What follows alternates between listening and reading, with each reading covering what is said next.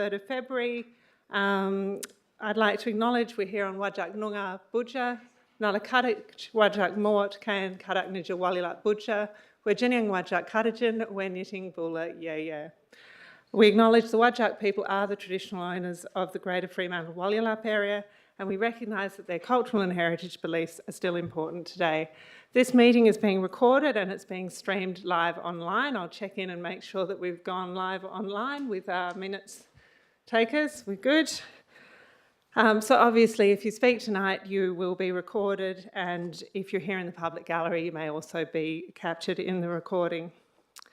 The format for tonight, we're going to have a short presentation on the annual report from Matt Hammond, who's our Director of City Business. We're going to have a public question time period on the annual report, and public questions and comments will be limited to 3 minutes each. We'll have a motion to receive the annual report, and then we'll go to a general public question time. Again, that'll be a 3-minute each limit. And then we will look at any motions which we have on the table at that point in time. And they will be voted just by a show of hands.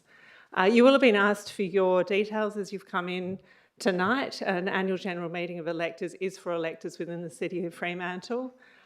If it's a motion, I will probably have your details on the motion. If you are getting up to speak and we don't know who you are, it would be great if you could say your name, but also what suburb you're from. Probably up to you, but we'd say don't give your full address necessarily, but if you just let us know what suburb you're from, we can then cross-reference it with the list from when you signed in. Sound okay? So we will start with, by the way, I haven't met all of you. I'm Hannah, I'm the Mayor of Fremantle. I'm guessing most of you have worked that out by being here, but it's lovely to have you here tonight. The directors are here, obviously, to be able to support us and answer questions. I'd like to welcome Vicky Barlow, who's standing in for Pete Stone, who's currently elsewhere. So Vicky's first AGM. We're delighted to have her joining us tonight. So I will now go to Matt Hammond, Director of City Business, for a short presentation on the annual report. Thank you, Mayor Fitzharding. It's a pleasure to be presenting the annual report again for another year. I've got a brief summary here for those who haven't read the document yet. So the report demonstrates a healthy financial performance for 23-24, closing with a positive funding position of $11.57 million. This exceeded the adopted budget by $11.55 million, driven by favourable variances across a few key areas. These include increased revenue from interim rates, higher revenue from fees and charges, growth in interest income, and savings in operating expenditure. We remain in a good financial position with assets totalling $748.36 million, significantly surpassing our liabilities of $39.87 million, which actually decreased by $2.83 million over the year, which is positive. This results in equity amounting to $708.49 million, demonstrating a healthy net asset position. We recognise the year wasn't without challenges though. While we saw an increase in our asset values due to revaluations that were required to be undertaken, the value of our depreciation increased, which you can see in the financial results, which we've been working through since to address. Market conditions and inflationary pressure meant high costs and limited access to suppliers, meaning some capital projects were delayed or rephased. And regrettably, the purchaser of the Quarry Street properties decided to back out of the agreed sale, which obviously required us to reclassify that back to community land. Despite this, we finished the year with yet another unqualified audit from the Office of the Auditor General with no significant findings, demonstrating strong confidence from the state's highest financial statutory body that our financial statements properly and accurately reflect the city's current financial position. The annual report itself also details a series of great achievements and outcomes for the community. So if you haven't got a copy, there's printed copies at the table and you can access it online. Thank you. Thank you. For those of you who've just come in, we've got some seats down here. There's a few seats scattered through here as well. The staff can get more seats if necessary, but there are still plenty to fill up. So I'll let you jump in there. There's a couple, I think, there. If you... Good-o. Excellent. All right, so specifically we're going to now take questions on the annual report. I've got 2 questions listed that say they are on the annual report. So I'll go to those ones first. If there are any other questions specifically on the annual report, I'll then ask you to identify yourself. So the first person I have listed on the annual report is Helen Cox. A microphone's going to come to you, so if you can just put your hand up and then the microphone knows where it's going, that would be appreciated. So Helen's up the front.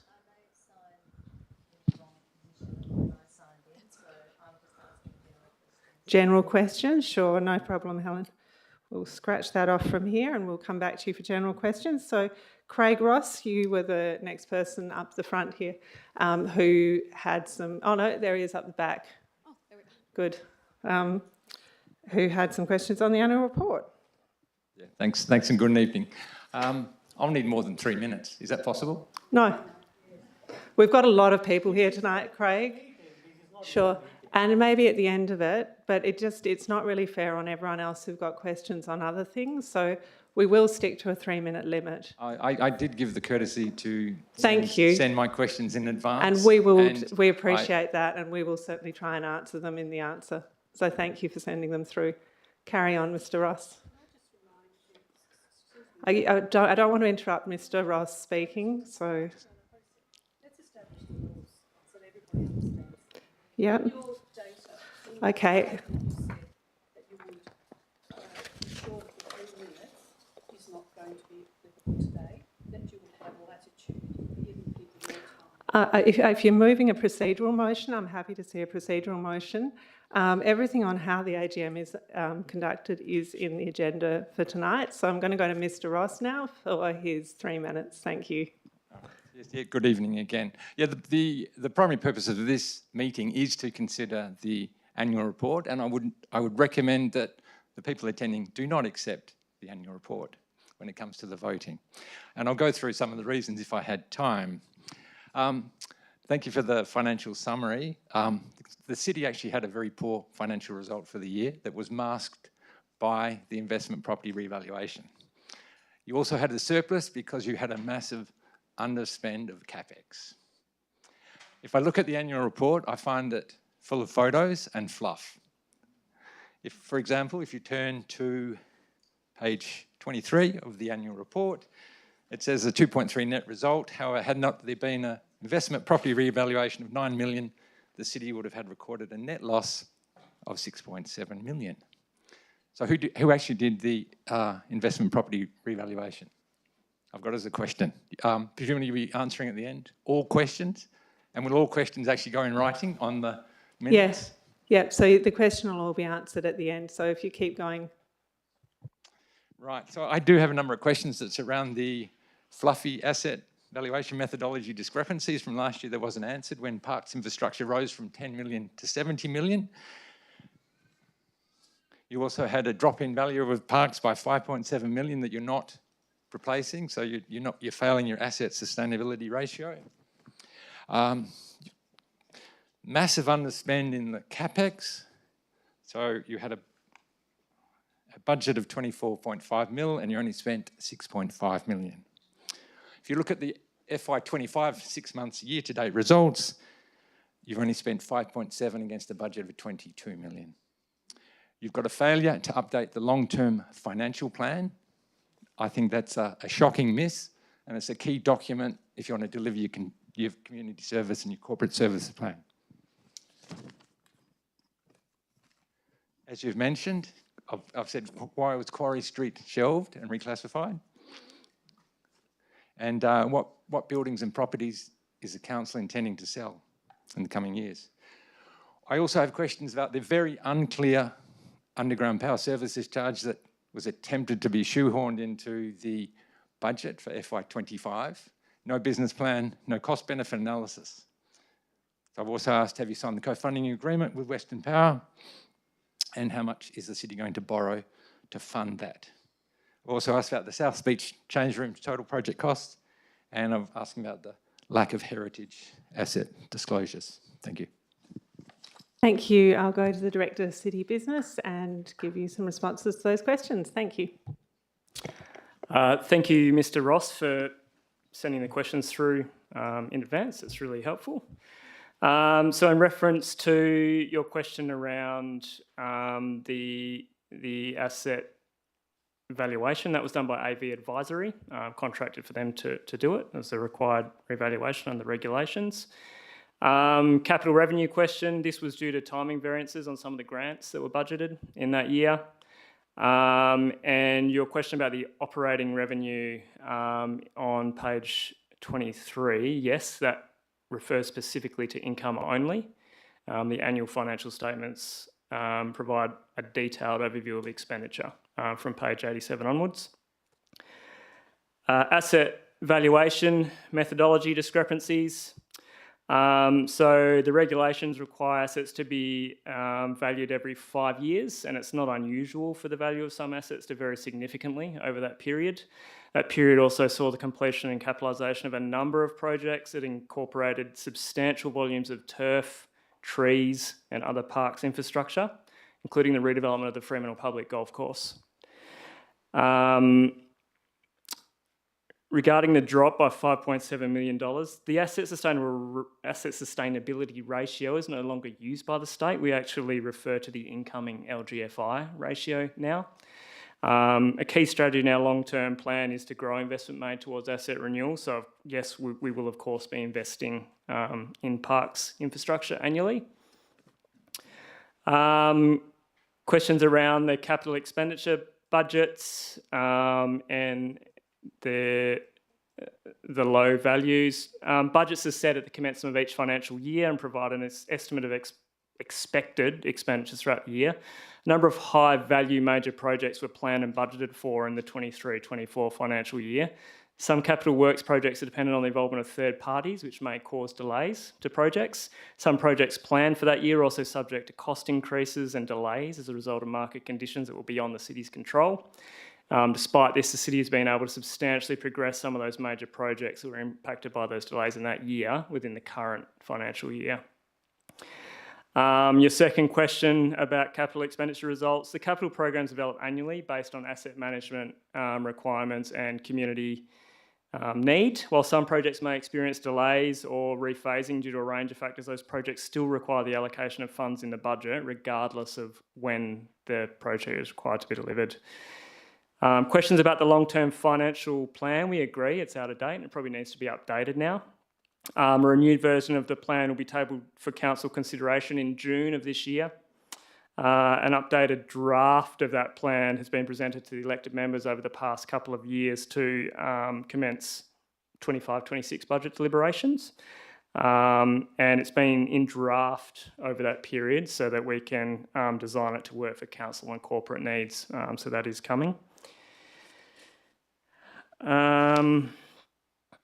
Your questions about Quarry Street, which I alluded to earlier. As I mentioned, unfortunately, the purchaser determined they no longer wish to proceed with that sale. Due to accounting standards, we had to reclassify the property as community land, which is why it is appearing that way. The proceeds were only ever budgeted to go into reserve, so there was no impact to the operating budget. Buildings, lands and car parks, what are we intending to sell in the coming 3 to 5 years? Should we intend to sell anything, it'll be incorporated into the long-term plan and the respective budget year for council approval. Both the current depot site and the leisure centre car park do present opportunities for redevelopment. However, the appropriate business case and planning is yet to be completed for either site. Underground power service charges. We undertook community consultation last year and we've further developed an approach to assisting Western Power to roll out that project. We'll be running regular 3-weekly community sessions in South Fremantle from this Wednesday. So if you have any questions about that project, please come along and check in. The city will be recovering the cost of the project from residents on behalf of Western Power. So ideally that cost is collected over a longer period of time to ease cash flow requirements on residents and avoid any additional interest charges that may result from the city having to take on any borrowings associated with the project. Yeah, I believe that's another question.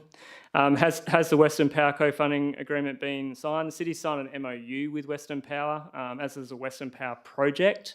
The city doesn't intend to make its own contribution, rather the city is simply collecting or facilitating the collection of costs required from residents, which is approximately only 20% of the total project cost.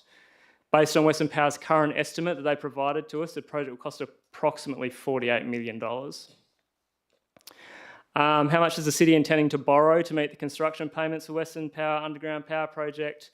It's currently our preference that we don't borrow any money for this project. However, we'll continue to discuss Western Power's cash flow requirements as they further define the project. South Beach Change Room total project costs. The budget amount for the South Beach toilets in the 24-25 budget is $3.4 million. We have prior year expenditure of $715K, which totals an estimated cost of $4.1 million. There is an additional parking project which is being considered, but that is a separate project and it's currently budgeted at $250K. And regarding the lack of heritage asset disclosures, we acknowledge you've asked for this in the past. It is only an opinion that a requirement is best practice. It isn't included in accounting standards nor required by the OAG at this stage. As there's no statutory requirement to do so, it hasn't been a priority for us. However, we know it would add value to our financial reporting, and we are happy to consider this as part of our improvements to our ERP ongoing. Excellent, thank you. A couple of people standing up the back. I can see there's 2 seats down here at the front. We've got one more here if you want to pop down and come and sit down. Thank you. All right, I didn't have any other questions that I can tell that are listed for the annual report. So are there any other questions specifically on the annual report, or is everyone else looking for public general question time? I'm going to say annual report. Yeah, annual report. Yeah. Cool. Specifically? Yeah. Excellent. Go for it. Andrew Lubicus, Beaconsfield. I won't comment specifically on the annual report because probably for the last decade it's been fake news. Well done to Craig Ross for highlighting its failures.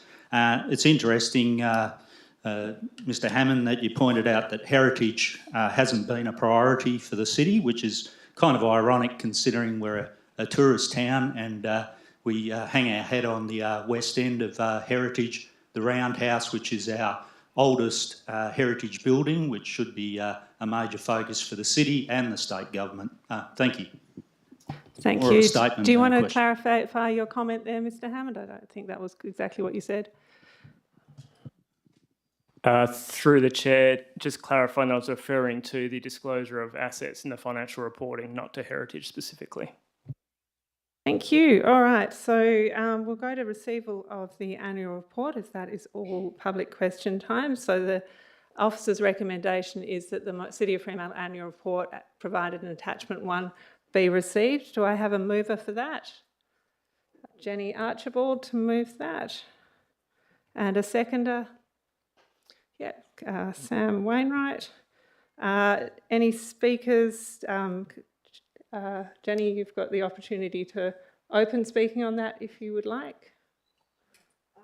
Or we can go to a vote pretty much straight away. I would just commend the annual report to you. A great deal did get done during that financial year, and so it's an excellent document. Thank you. Thank you. And Sam Wainwright, did you wish to speak as seconder? Do we have any further speakers on the motion? Yeah. I had a comment to make, but I cede my time to Craig Ross. Can I speak against the motion? Yeah, it's a motion. You can speak on the motion. To see what the indulgence of the crowd gives you. This is the PR document. This is a PR document. It's full of photos. There's. Sorry? Yeah, tripped over. 1/3 of it is photos. There's a page of the Mayor, the CEO, blank pages. I can't even read your Mayor's message. The font is so small. Have you anyone... I ask everyone, can they please turn to the Mayor's message? Can we go to that page, please? Can you tell me the page of the Mayor's message? Oh, I'll go to the CEO's message then. No, yeah, page 11. Can anyone read the font on page 11? You're asked to vote on something which you can't even read. I know that there's woolly technical accounting issues with the figures. I don't like the lack of transparency over the questions and the responses I received to professional accounting questions. And particularly last year, I hope there's an improved effort from the administration to provide proper answers, not fobbed off, not misdirected answers. So I would recommend that you do not accept this annual report. Ask for more transparency, more debate on accounting, more debate on finances, more debate on when properties are being sold, more debate on underground power, loans and finances. Thank you. Okay, do we have any further speakers? Yep, up the front here. Yep. Thank you. I'd like to make a comment in terms of the glorious response we got in terms of our finances. My name is Maria Vusic. I live in South Fremantle. Can you hear me?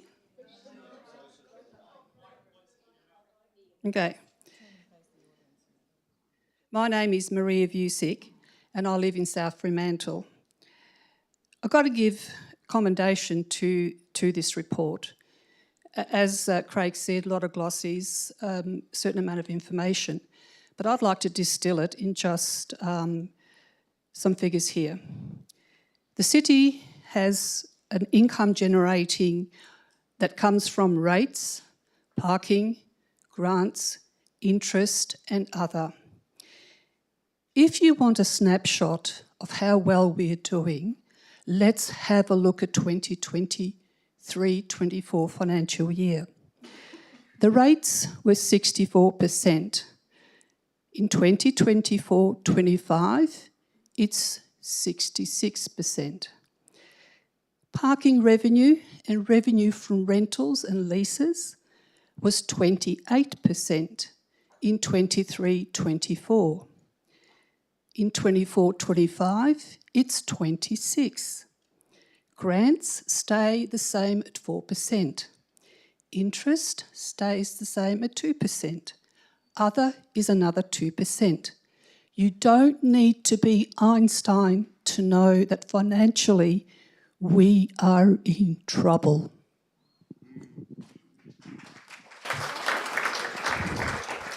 Do you want to speak? Okay, do we have any other speakers? Otherwise, I will go to the mover to close. All right. Okay, so we've got one more speaker. CEO's message: conservation and sustainability are central. I can't read this, it's so tiny. Are central to our operations as we move towards net zero emissions. What does that mean, and what is that going to cost us? Right. I might, if that's the question, we'll have to deal with it in public question time, so we'll take it as a comment for now. Did the mover wish to close? Look, in closing, I know there will always be a range of views on this kind of document. We did try to make the document a more interesting document in terms of pictures and making it more interesting to many people. Once upon a time, we used to produce an annual report. It was just numbers and words and nobody read it. So this information is trying to make it more interesting. Thank you. But anyway, I do commend the document to you. It is an unqualified set of audited accounts, as well as a report on what was going on in this council and in this city during the last financial year. And it is a worthy document. Thank you.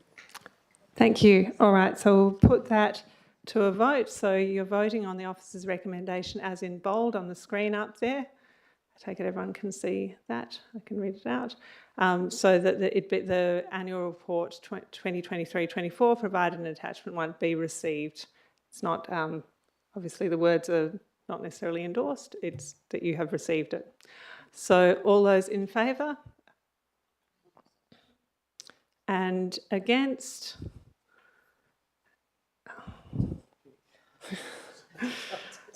We might need to do a count of hands because it was actually reasonably close on this side of the room to that side of the room. So are you ready to do that? Okay, all those in favour, and you're just going to have to leave your hands up until I get a...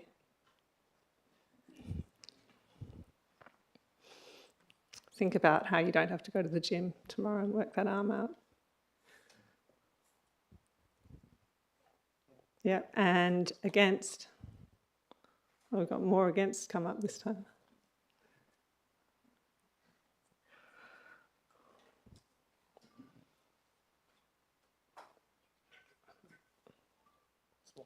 Yeah, lost.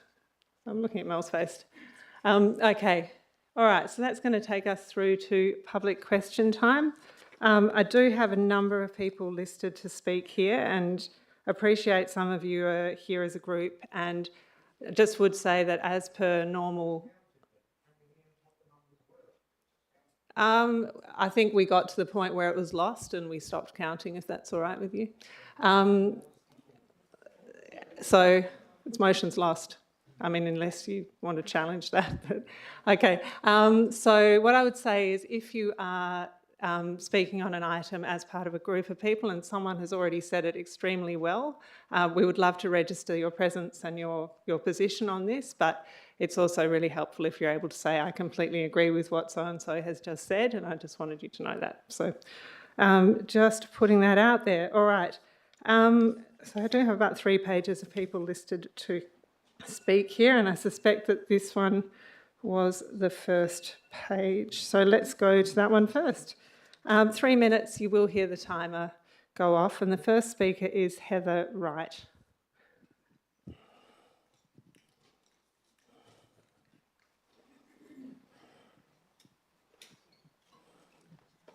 What is the role of the mayor and what authority do you have? What is the role of the councillors and what authority do they have? Where is this information written down? I cannot find it on the City of Fremantle website. And I note it has been removed from the Local Government Act. And yet the role and authorities given to the executive leadership team have been documented on the Freo website. We, the electors, need to know what authority has been given to the people we have elected and to those who have not been elected, especially as, for example, the CEO, an unelected member of the executive leadership team, have been sanctioned by the state government, which is a political party. Although the role of mayor and councillors have been removed from the LGA, there's plenty of information on how to appoint officers to the proposed regions that are to replace the states and territories. So I ask again, what is the role of the mayor? What authority do you have? What is the role of the councillors? What authority do they have? And where is this written down? I'll let the CEO answer that in detail, but it is in the Local Government Act. It has been removed. I checked this morning. It's on the index, but the actual... It might be a problem with the downloading. Yeah, I'll let the CEO answer it. It is... Thank you. Local Government Act. And that is essential because we've elected those people. So if the question's still going, we probably need the microphone, but if you're happy to let the CEO chime in. Yep, thank you, through the chair. We do know that the state government at the moment is going through some local government reform. The role of myself and the council and the mayor are definitely in the Local Government Act still. The role of the mayor is a spokesman of the City of Fremantle, speaks on our policies and our strategic initiatives. The The role of the council is to set direction for that for the executive. And my role is to implement that. Thank you. Andrew Lower-Beekes, you spoke on the annual report. Do you have general questions as well? He's got a mic coming to you. All right. Just want to quickly pay my respects to the current custodians, which are the ratepayers of the City of Fremantle.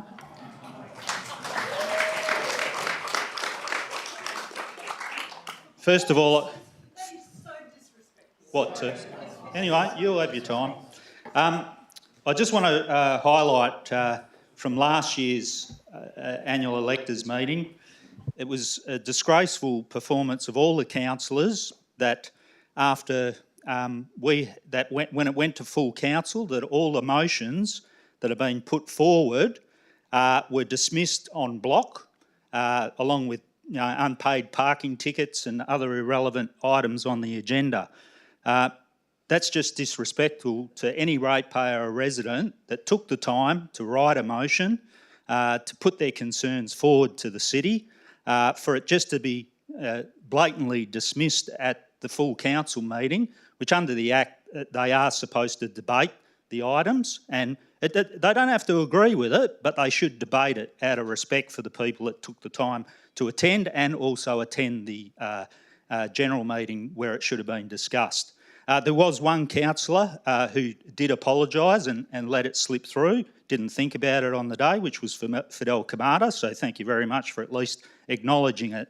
Let's hope it doesn't happen again, hence why I'm not putting up any motions today, because it's probably not going to be discussed anyway. So it would be good to see a full apology from all the other councillors that did it en bloc.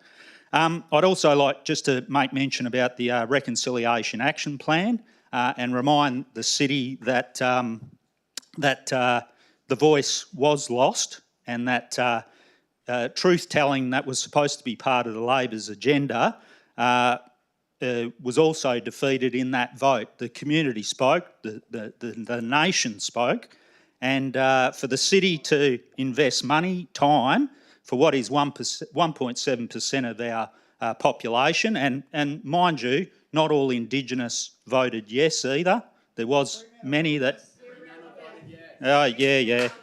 Well, statistics and statistics, they say. I'm just going to call it to order, because we're going to have a lot of different views in the room tonight. And Thank you. if we start on like this, it will come back for everyone and escalate. So we do all just need to take a deep breath. Thank you, Hannah, and thank you for letting us hold this meeting too, which is the electors meeting.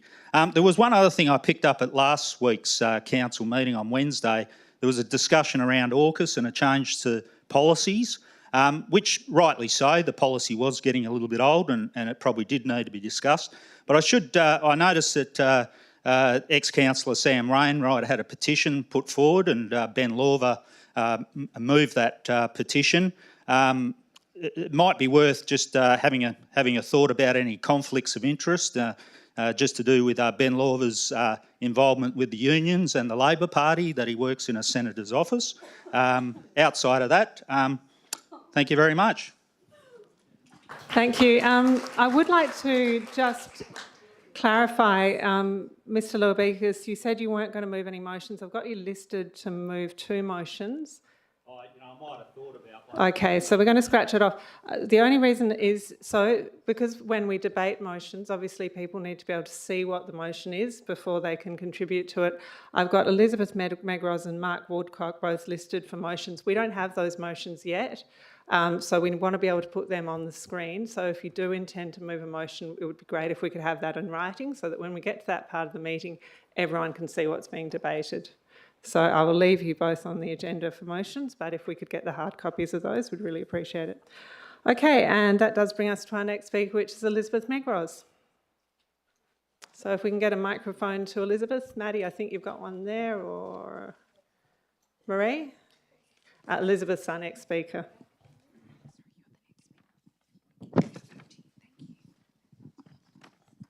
Good evening. My name is Elizabeth Megros, and I live in South Fremantle.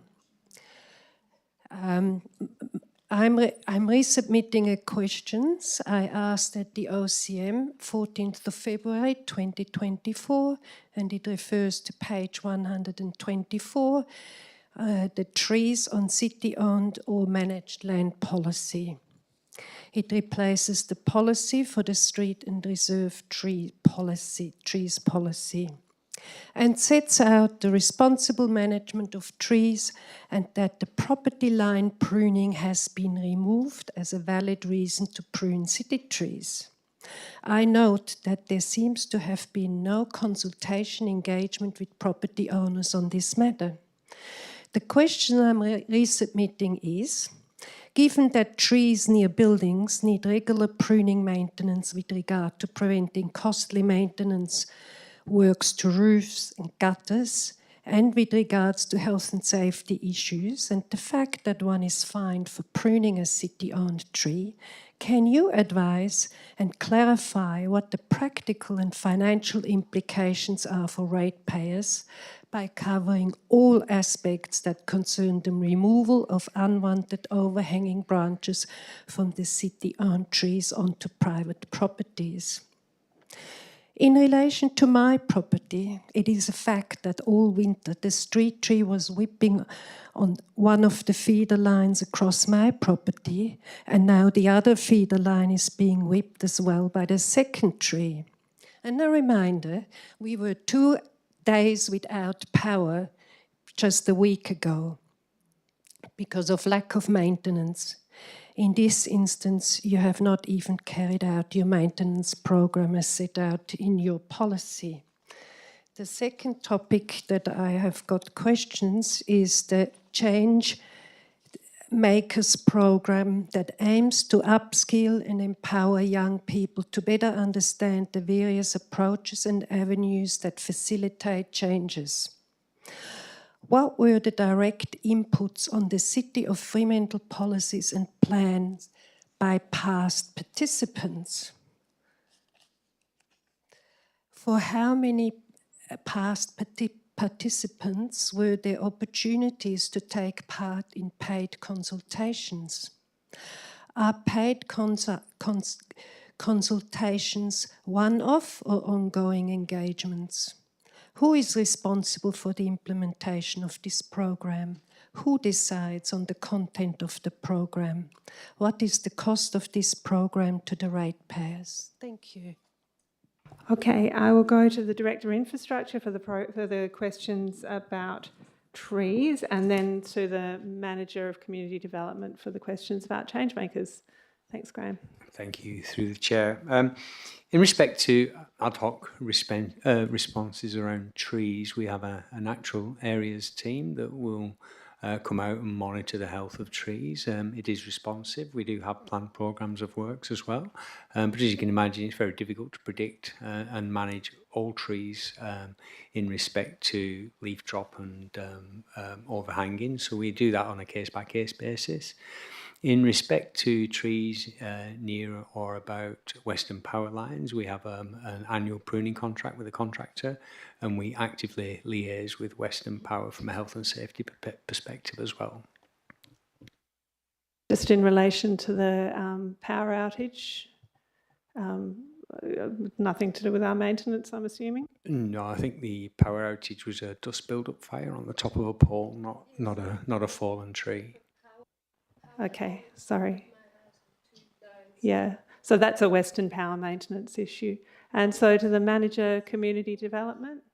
Yep, thanks. Thank you for your question in relation to the Change Makers program. So this was a new program that we commenced in 23-24. So it's a youth leadership program. So the first cohort of young people, we had 10 young people from Fremantle aged between 18 and 30. And I don't want to give you the wrong information, but they were involved in a number of paid consultation activities, perhaps 2 or 3 opportunities. The program will continue to run. It's actually open right now, and we're seeking new members for that youth leadership program. In terms of the cost, it really is funded through staff time and support. And I would, again, don't have detailed budget in front of me, but I'd say about $5,000 is spent on that program. All right, so we might take that part of the question on notice so we can provide detailed budget information. But yeah, I think you're correct in terms of about the number of consultations I'm aware of that they were involved in, and it's really valuable to have a youth voice in the room sometimes. Okay, next question is Sam Wainwright.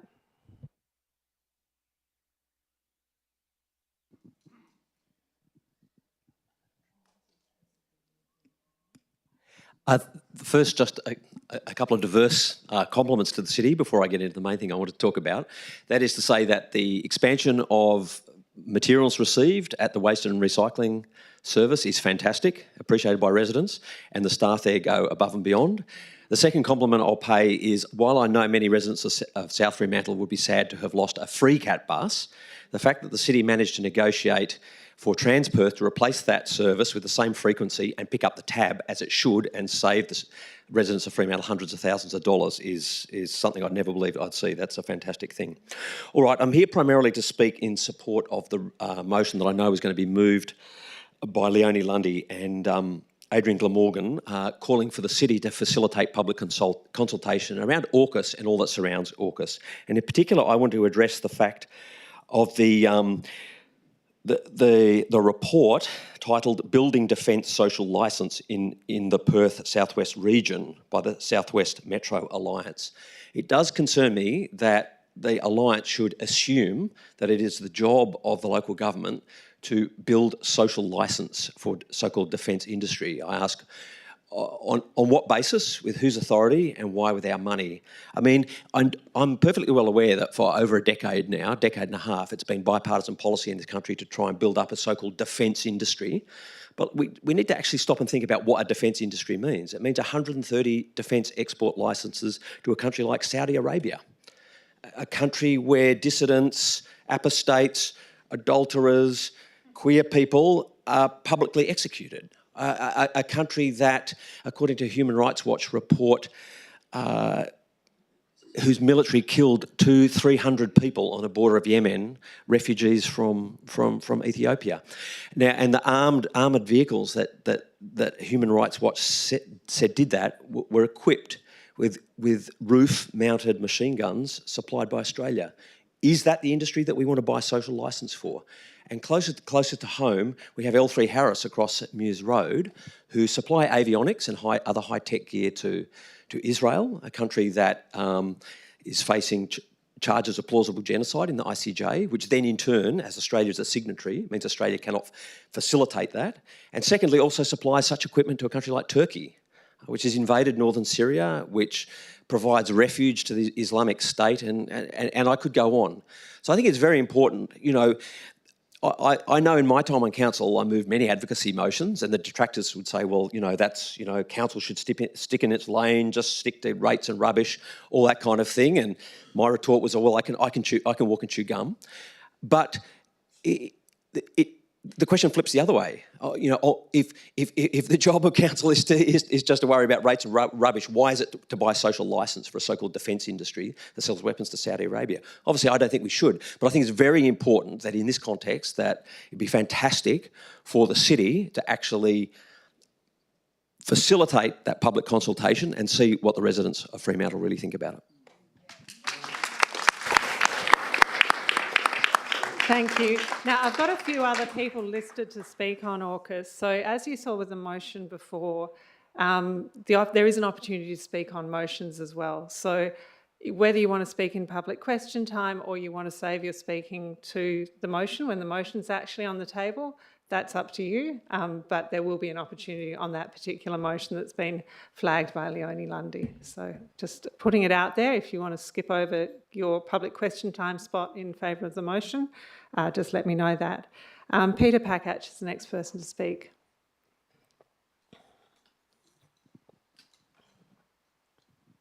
Yeah, hello, my name is Peter Pakak. I'm living in Hilton.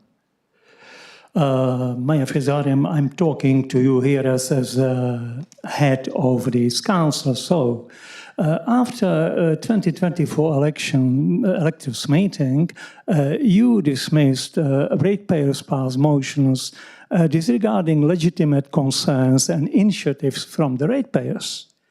Then, in the required process, bundling them to one shoebox and throwing them out of the window. This looks to me like an act of a feudal lord. This is not leadership, this is abusing of male office. You disregarding me as ratepayer, I ask question and you just throw it out of the window. You couldn't be bothered. Why? Is it you too busy? Or you don't like the sort of questions we're asking? I don't know, tell me. In 2022 electors meeting, I think I was sitting somewhere in the back, and councillors Archibald and Moughlin were sitting to my right, chatting lively with a third person about their own things. Motions and discussions from the floor did not bother them at all. But when it came to voting, they consistently voted against the floor in all 6 or 7 motions presented. So again, who is this council representing? Is it only a certain segment of the constituency? I would say yes. Now, that was first part. Second part, question.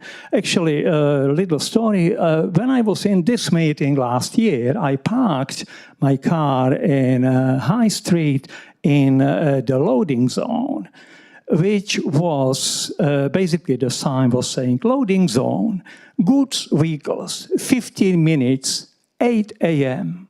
Okay, that was all. So I parked my car there. Then, surprise, surprise, when I came back, there was an infringement and notice.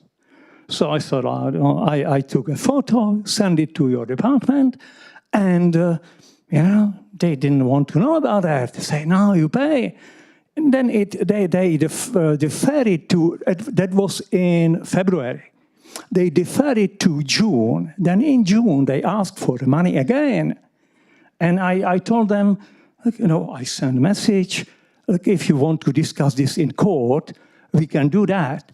So nothing. Then again in September, again demand to pay the money and a photograph showing me the problem was fixed. Now the sign was showing the proper information. So I congratulate your people to the achievement, and said again, if you want to discuss this, you can do it in court. Thank you. Short after that, I received a message that there is no problem.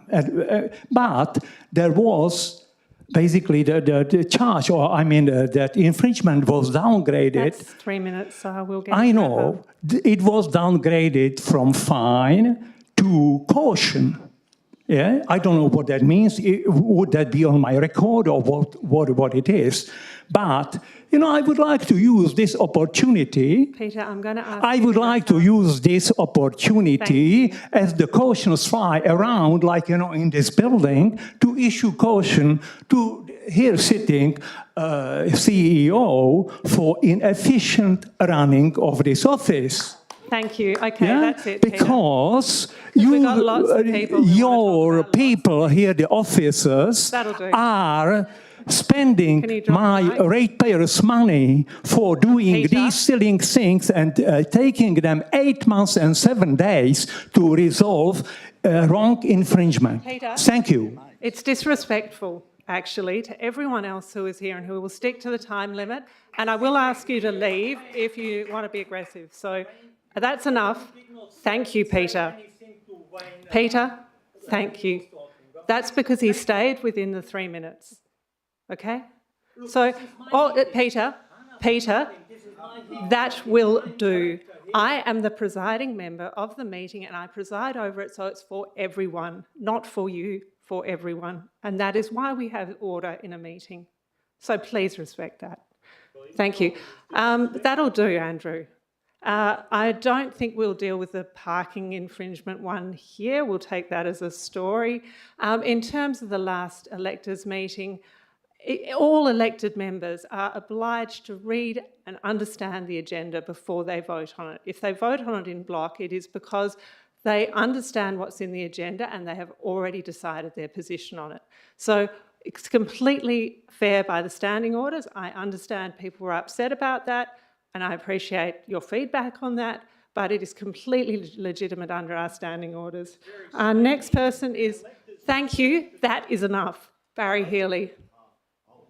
You'll wait. Annalise Truman, wait. Thank you. And Caleb Faulkner-Hill, did you want to wait till the debate? Thank you. And Riley Patterson. Sorry if I can't read. Was it Riley? Yeah. We'll get you a microphone now.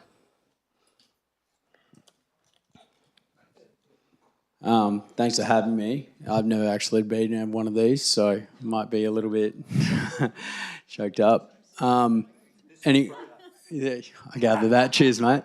Anyway, I'm Riley Patterson. I'm residing in Spearwood, and I don't know the actual process of everything, but my question is the COVID injections going to be withdrawn or put to hold?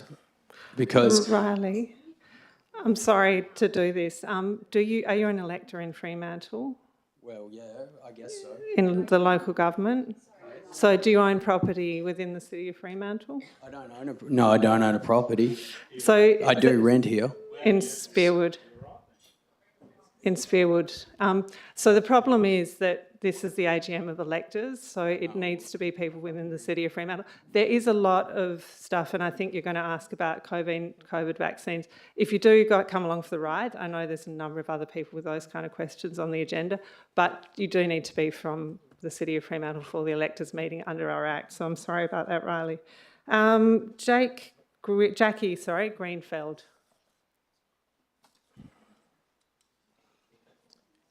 Up the back there, I think. So yeah, if you can pop your hand in the air when I say your name, it helps the staff to find you. I'm Jackie Greenfeld of Beaconsfield. I understand that the Fremantle City Council has received educational information from Port Hedland regarding adverse effects of the COVID-19 vaccination program.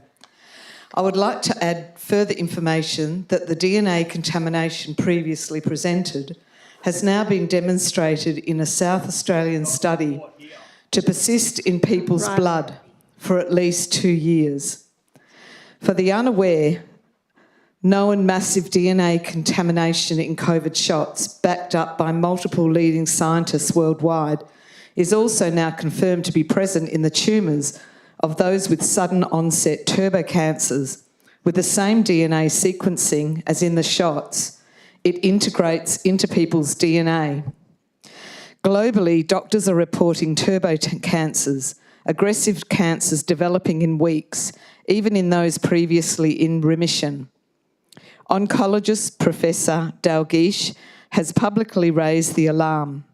Our world in data shows countries with the highest vaccine uptake are suffering the highest excess deaths, 9% to 24% above normal. To put that in context, a 3% rise demands urgent investigation. I continue to hear many horrific stories of multiple cancers from medical colleagues. Here in Australia, this council holds a duty of care and a duty to mitigate harm, in particular because state and federal governments have failed we the people. Funeral homes are overwhelmed. In Port Hedland, a morgue expanded 5-fold to handle the dead. Dr. William Makis has revealed babies are now developing cancers in the womb. This is not a world we can accept. Most people know someone harmed through adverse effects, cancers or sudden deaths. Yet questioning vaccine safety is met with silencing, discredited by the weaponised term anti-vaxxer. But the evidence is all around us. Families are grieving. Action is overdue. Together, let's make this stop. This is your moment in time to lead your constituents into awareness and discussion. Please fulfil your duty and protect your community from further harm. Please act now. Thank you. And the next person we've got is Mark Woodcock. So up the back, Mark, if you just want to raise your hand, a microphone is going to come to you. It's public question and statement time in Fremantle. Go for it, Mark. Thank you. Good evening to everyone. I have a couple of questions, and a few of them on the what's called the RRG, the Resource Recovery Group, which is where our waste goes to. How long will the decommissioning phase take for the Resource Recovery Group, and when will the city's current investment, valuing $2.4 million at 30th June 2024, be written down to nil? How much more are Fremantle residents paying by contributing to subsidise RRG's model until the 31st of December 2025, rather than switching to more efficient and effective service providers, as other council have done, and some more than a decade ago? How much are councillors being paid to oversee the RRG that is losing ratepayers' funds for years? The other one was a heritage question. It's a question statement. Once again, as in previous years, it has been noted that the City of Fremantle does not separately disclose heritage and heritage land and heritage buildings, which would provide more meaningful information for the readers of the financial report and significantly aid the asset revaluation process. Therefore, I'm asking once again why the heritage assets are not shown separately, transparently, in accordance with Note 4 of the report, to better highlight and showcase Fremantle's heritage assets. And is it true that the Town Hall will no longer be receiving its internal renovations and painting that was promised to the community? Okay, so the first question I'm going to direct to the Director of Infrastructure about the RRG. And then I don't know if the Director of City Business wants to add anything about the heritage accounting line, and I might get the CEO to comment on Town Hall or the Director of City Business. So Graham, do you want to start? Thank you, through the Mayor. In respect to the RRG, the RRG and the City of Canning, the City of Melville, ourselves and East Fremantle have formed what's called the Waste Management Collective. We're working together to negotiate a way through to look at the decommissioning or the wind-up of the RRG and the future of the RRC site at Canning Vale, bearing in mind the City of Canning are the landlord for the site. So it's very complex. There's only the cities of Melville and Fremantle left in the RRG at the moment. So we're negotiating with them to find the optimum solution and keep the site running, and possibly bring in a third party to keep the MRF, the materials recovery facility, and the Fogo composting facility going at that site. So we're all working together for that, and we've made really good progress. In respect to the costs, I won't say it's a loss. I think what you should look at is it being an investment. For a long time, the city have invested in state-of-the-art technology and really pushed us forward excuse me, in terms of recycling. So, excuse me. That'll do, thanks. We're really proud about what we've achieved. It is costly, and the market's caught up. So there are new opportunities that we now want to try and take advantage of. Thank you. So, I might just go to the Director of City Business if there's anything you want to add on the heritage line item inventory. Through the Chair, as we mentioned earlier, we're not currently required to do so, so it hasn't been a priority to date. However, we understand the benefit it would bring to the financial reporting, so we will look into how we can incorporate that through our reporting through some upcoming upgrades we have to our ERP. And if yourself or the CEO want to comment on Town Hall? Through the Chair, I'll take that one. So there is some forward works on the forward budget for the Town Hall. For the next couple of years, we were looking to use the proceeds from the sale of Victoria Hall to fund those. Victoria Hall wasn't sold this year, so we won't do that. And we're looking to reevaluate how we fund that moving forward. But over the next 4 years, there is allocations to do works on the Town Hall. Excellent. So the next thing I have on the list is Adrian Glamorgan with the motion. Where's Adrian? Excellent. So, no, just on my list, Adrian's the next person listed. Are you happy to come to that in the motions? And is it the same motion as Leonie Lundy? Yep, thank you.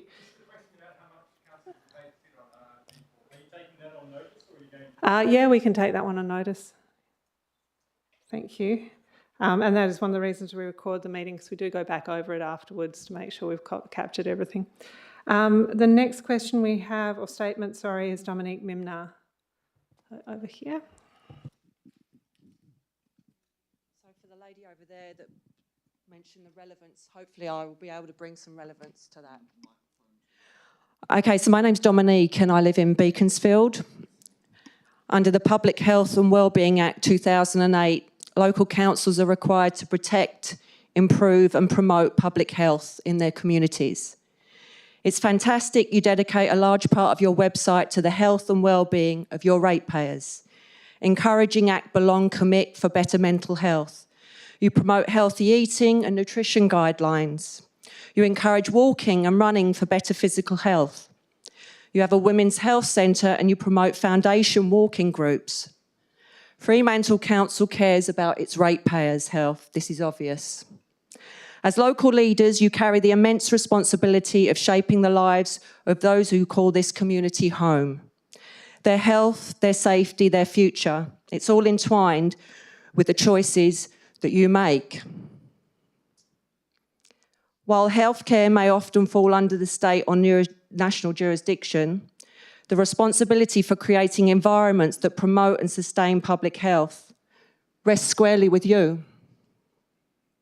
Healthy ratepayers mean thriving communities, better economic outcomes, and a stronger trust in your leadership.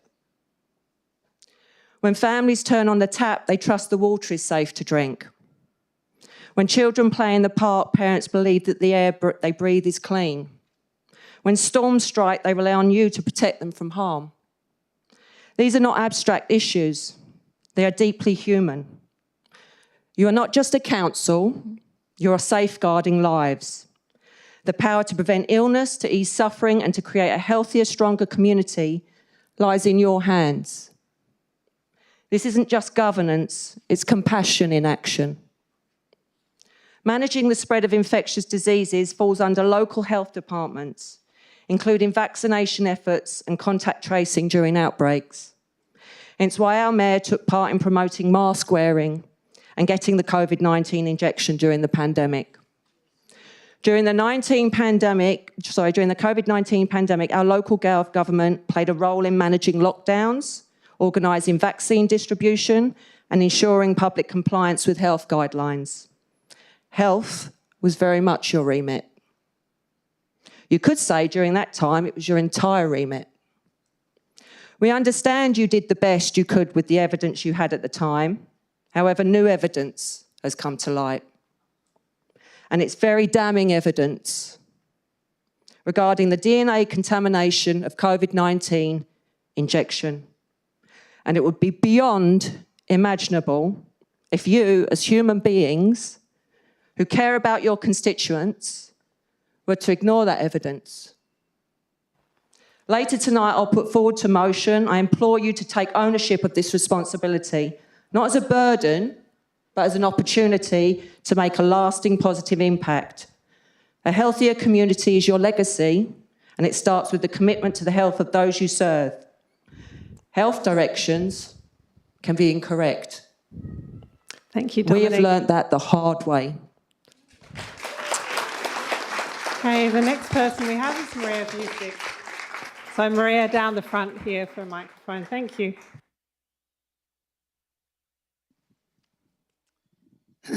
Thank you. I'm going to speak to Regulation 42 of the Local Government Election Regulations 1997. And the area I'm going to speak about is spoilt ballots, extra ballots or overs. And I know I'll probably go over the 3 minutes, but I'll be handing in the questions anyway. In 2021, the local government elections, the City of Fremantle received 300 overs. The term overs refers to surplus or spoilt ballot papers which may be coded or uncoded. In 2023, the local government elections, the City of Fremantle received 400 overs or surplus or spoiled ballots. Regulation 42 addresses the procedures for the handling of any additional spoiled or excess ballots issued during an election. This regulation is designed to ensure that any ballots that are not valid or are mistakenly issued are appropriately managed and to ensure the integrity of the election process. My questions: how were the 300 overs distributed across the wards in the City of Fremantle in 2021? How were the 400 overs distributed across the wards in the City in 2023? What was the reason or reasons for the issuance of 300 in 2021 and 400 in 2023? Were the overs issued due to any anticipated errors, printing issues, or a higher than expected voter turnout? What steps were taken to ensure that the overs were issued only when necessary and they did not affect the election results? What procedures were followed to ensure that the overs were properly accounted for and not counted as valid votes? How were the overs securely handled and tracked throughout the election process to ensure they were not inadvertently included in the count? Were any scrutineers involved in monitoring the use of overs during the 21-23 elections? Were there any instances where the use of overs raised concerns during the election or at any point in the tallying process? Is there a formal audit or a review process in place to verify that the overs were not improperly used in the election count? Can you provide the public with a report on how the overs were managed and used during the election, including any potential discrepancies or irregularities? I've got two more questions. Can I sandwich them in? Is there any indication that the use of overs had an impact on the election outcome, particularly in the close races or contested wards? Can you confirm that the final vote tally was only based on valid ballots and that no overs were mistakenly counted in the result? I've got two more, but... If you want to hand that up, that would be fine. I don't know if the CEO wants to make a general comment on elections. Thank you, through the Chair. The elections are conducted by the West Australian Electoral Commission for the City of Fremantle. They have been for quite some time. We can reach out to the Electoral Commission and get some answers to some of those questions. They're quite technical to answer tonight. Thank you. No, you can ask a question at the end if you've still got it in your mind. Celia Andrews. Celia, thanks. Okay. All good. Thanks, Celia. Shirley Burbridge. Up here. Thanks. Thank you. Shirley Burbidge, 6160. I'm actually going to speak about the Roundhouse. It's one of our heritage assets in the city, and because it's getting very close to 2029, it would be nice to have the Roundhouse looking a bit spruce. What I'm concerned about is today I was there, I did the cannon, and we had a lot of visitors because of the cruise ship, and the area around the gun deck was just disgusting. Bottles, cans, rubbish, it's not a good look. And so I'm hoping that maybe we can get the rubbish collectors to go regularly to clean up around there. I used to do it. I used to climb over that wall, but I've got too old for it now and it's a bit dangerous. So I'm hoping perhaps, Graham, that you can have a word with whoever and make it look a lot better. I was a bit embarrassed today. Thank you. Thank you so much, Shirley, and please don't climb over any walls. We'd like to keep you. Director of Infrastructure, do you want to make a comment now or just arrange to have a liaison person for Shirley to make sure she's got someone to go down there? No, thank you, through the chair. Thank you for bringing that up. We'll certainly have a look at it tomorrow, and we'll liaise with you about ongoing cleaning as well. Thanks. Okay, Helen Cox, we're back to you. Just up here. Thanks. Good evening. My name is Helen Cox and I live in Beaconsfield. In July 2024, given concerns about ongoing high council rates and underground power charges, I asked about the inadequately out-of-date long-term financial plan. The response by the CEO confirmed the 2015-25 plan was located in the city's webpage. Unfortunately, it's out of date and that it would be updated, brought forward to the council very soon. Why is the plan still not finalised 6 months later so ratepayers like myself can see, amongst other figures, the overall trend of the forecast council rate increases and timing of underground power service project costs and charges? When was the updated long-term financial plan presented to council members, and why is it not on the city's webpage? The latest update about underground power project drop-in sessions indicate the city has determined the most suitable approach to the calculation of service charges that will be collected from residents without any further details. What is that suitable approach, and what are the instalment payment options? And also, do I receive a discount as I already have an underground power connection which was installed in 2010? My next question, I think Mr. Hammond addressed that in terms of renaming the asset sustainability ratio. Finally, incumbent leadership includes demonstrable accountability. Who and how has the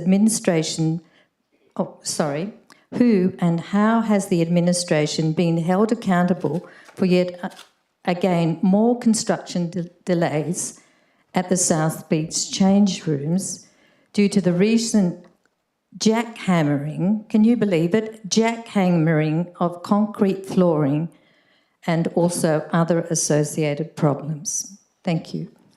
Thank you. So I think we'll go to Director City Business on the first ones and then to the Director of Infrastructure on South Beach toilets. Through the chair, so as mentioned previously, we do have a draft long-term plan now. The one on the website is outdated, as you mentioned. We have been using the draft long-term plan over the past 12 months to test it with council and make sure it is appropriate for our ongoing planning and development of projects and budgets and things like that. And as mentioned, we do hope to bring that forward for adoption with the budget this year. So you'll be able to see that and take a look at that in a couple of months' time. With respect to targeted underground power, yes, we are starting to provide some more information to the community, starting as of Wednesday this week. Residents will be able to come to that session, request information on the estimated charges for their property. So you can provide your address and we can give you an update on the estimated charge. We can also provide information about how those charges have been calculated. As we mentioned last year, there will be a property connection fee and then a transmission infrastructure charge. If you already have an underground power connection, you won't be required to pay for that. And we'll be working with Western Power throughout the project to identify what those properties are. Thank you, through the chair. In respect to your question on South Beach, the works that are currently being carried out are to remove a floor that wasn't laid to specifications. So the city supervised the contractor in respect to the delivery of the project. It is unfortunate, it will cause us a delay. But we committed to making sure that the quality of the product was to a level that we all accepted, and the specification wasn't met. So we've asked the contractor to redo the works, and the contractor's working with us really well. They accept that, and they want a quality outcome. So they're carrying the cost of redoing the work, but we want to make sure it's right and it's effective when we're finished. So unfortunately, we've got to move forward backwards a little bit to move forwards. Okay, Sally McKay. So you want to speak on the motion? That is fine. And Dominique, I'm struggling with writing Sharone. Sorry. Did you want to speak on the motion rather than, or you just don't want to speak? You want to ask your question now? Great, sorry. All the way over there.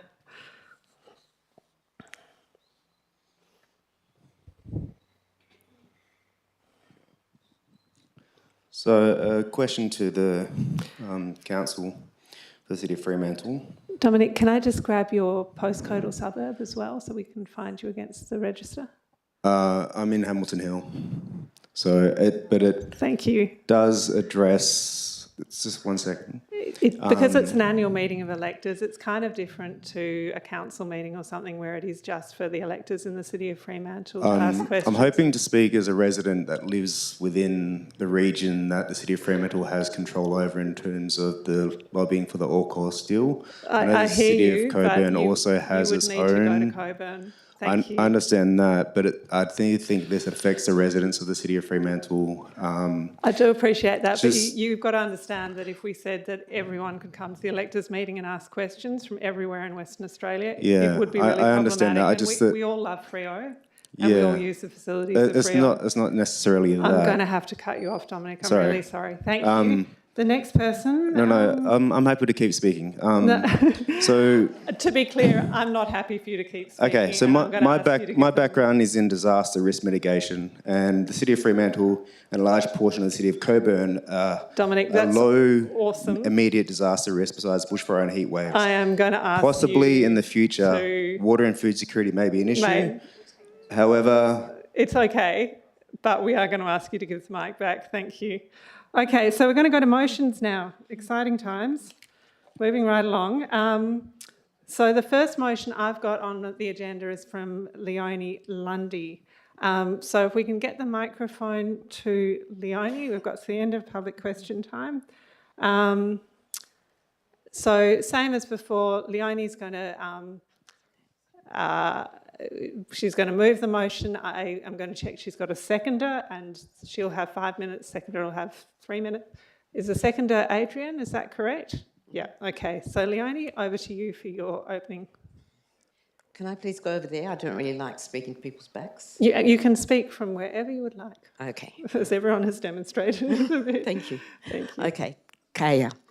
The motion reads, as is up on the screen, that Council requires the City to call a public meeting to address the need for community information and consultation about AUKUS, as identified in the Perth South West Metro Alliance's report, Building Defence Social Licence in the Perth South West region. 2, request the meeting, A, includes attendance of qualified representatives from the Australian Submarine Agency and APANZA, and the relevant local MP or government defence spokesperson. B, includes panel participation of a First Nations spokesperson, representatives from Stop AUKUS, WA, Nuclear Free WA, Medical Association for Prevention of War and the Conservation Council of WA. C, allows a substantial Q&A. Questions may be submitted in advance to ASA and APANZA to ensure they are answered at the event. Questions also to be allowed from the floor. D, be moderated by an impartial member of the community, wider public or media. And E, it is widely advertised through traditional and digital media. I'd like to speak to it. AUKUS was thrust on the Australian community in September 2021 by the then PM Morrison with his UK and US counterparts. There was no debate in Parliament nor public consultation. After the win of the Albanese government in 2022 election, it became bipartisan policy. The plan for Australia to acquire a nuclear-propelled submarines, known as AUKUS Pillar 1, was announced in March 2023. It mapped out increased visits, rotations of US and UK nuclear-powered submarines at HMAS Sterling as of 2027, procurement of second-hand US Virginia-class submarines as a stopgap in the 2030s, and the new SSN AUKUS submarines to be built at Osborne in South Australia. Details of costs estimated at $368 billion. The delivery dates and implications have been a constantly changing dynamic. Soon after, AUKUS Pillar 2 was announced, involving collaboration between the three countries on emerging technologies, including the very alarming artificial intelligence and drone warfare. More recently, the Australia's critical minerals have become another cog in the wheel of Australian defence and security, becoming increasingly tied to the US. How does this impact Fremantle and Cockburn Sound? Well, we face, one, an increased presence of US nuclear-powered submarines traversing Cockburn Sound. Stirling now a designated nuclear zone under the Australian Naval Nuclear Power Safety Act. The US having unprecedented access to and joint operational management of an Australian naval base 20 kilometres from Fremantle, as it already enjoys with the air bases in the north. A temporary low-level nuclear waste facility on Garden Island, and no doubt another at the dry dock in the proposed Henderson Defence Precinct, and the inherent concerns re worker safety, need for truthful disclosure about the level of waste, its transportation and planned location for permanent storage. Further industrialisation of Cockburn Sound and impacts on the marine ecology. The proposed new sea channel required by Defence as too unneeded is an absolute monstrosity. Defence competing with civilian industries, including shipbuilding at the Henderson Australian Marine Complex for labour. An influx of 700 plus submariners and their families to move to the Cockburn Sound area during the next couple of years, competing with local populations for housing, access to health, education and road space. Promises of jobs, jobs, jobs and big bucks for local business. Questions have been taken to Defence Senate estimates, most taken on notice, although there are numerous public servants from Defence at these estimate hearings with numerous files and their laptops. Defence estates held poorly attended hubs in Cockburn, Kwinana and Rockingham last March. Defence claimed at a relevant parliamentary inquiry that Fremantle had also been included in these hubs. We pointed out that was incorrect, but the Chair failed to call Defence out. Is it any wonder that AUKUS and Defence lack social licence? Concerns and questions have also been raised during public question time at Fremantle Ordinary Council meetings. Until last week, they've been fobbed off, citing Defence and AUKUS are a federal government concern. Fremantle Council has no say.